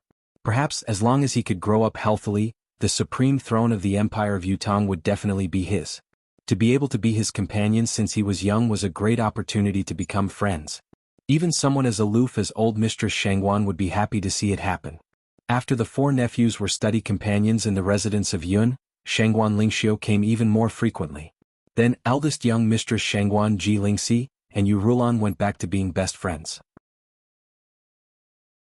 They often went out to play together, cultivated together, chatted together, drank together, and occasionally drank together. They had gone to the battlefield, fought in the war, and faced extreme life and death situations together. If it were not for a certain man, the 3 ladies would have been best friends for life and death. Now that the atmosphere had warmed up, even the source of the problem was invited in for a gathering. The situation was harmonious and subtle. However, the threat was still there. Yun Yang felt that the past 2 months had been too peaceful. A huge sense of danger lingered in his heart. The prince's threat might not be worth mentioning, but where was the school of Kismet State? They would never give up on destroying Yutong's providence. And the 4 Seasons Tower, where had they gone? And Lei Dongtian, where had he gone? It had been a long time since he had returned to the bound of universe. Why was there no news of him? The martial world. Nothing major seemed to have happened in the martial world. It was very peaceful. However, on this day when Yun Yang was still thinking about how peaceful the martial world was, wondering when the calm before the storm would end, he suddenly felt that the surroundings of the residence of Yun were suddenly filled with a ghostly aura. It was as if the gates of hell had opened abruptly and countless ghosts had rushed out of hell and descended upon this place. Yun Yang paid attention to the movements around him but did not notice anything out of the ordinary. Instead, it was Shui Wuyin who sent him news urgently. The Merciless Tower has turned out in full force and has entered Tiantang City. The Merciless Tower? Yun Yang's attention was immediately drawn to the explosive news. Was the world's second assassin organization other than the concourse of the underworld finally making a move?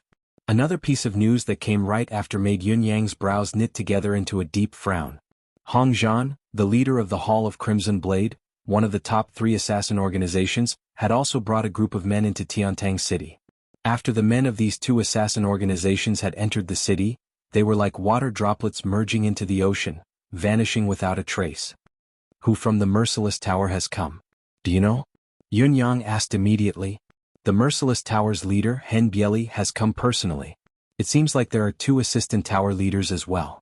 I wonder how many of the Merciless Tower's invisible assassins have come. This needs further confirmation. What can be confirmed now is that Hen Bieli and Hong Zhan have come personally. These 2 assassin organizations have sent more than 40 to 50 top-notch assassins. The details have yet to be determined. Yun Yang could not help chuckling bitterly upon hearing the news and sighed softly.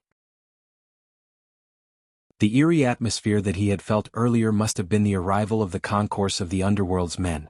If that was the case, did it not mean that the 3 most renowned assassin organizations in Tianshan continent had all gathered in Tiantang City as if they were on a market day? One could imagine what they wanted to do. It went without saying. The Four Seasons Tower's venerable lords. What can be confirmed now is that Venerable Lord Ice has entered Tiantang City this afternoon. The details of his movements have yet to be ascertained. The news that followed made Yunyang realize that a storm was brewing and that danger was imminent. After such a long period of peace, he, or rather Supreme Cloud, had not made any further moves, but Tiantang City had still become a massive whirlpool of its own accord. You're tuning in to the Han Li's Wuxia Chronicles YouTube channel. We're so grateful for your support, and don't forget to subscribe to join us on this incredible journey through captivating stories. Your generosity through donations truly makes a world of difference, as it's the primary source of revenue that allows me to expand and enhance this channel for you. Thank you from the bottom of my heart for being a part of this adventure.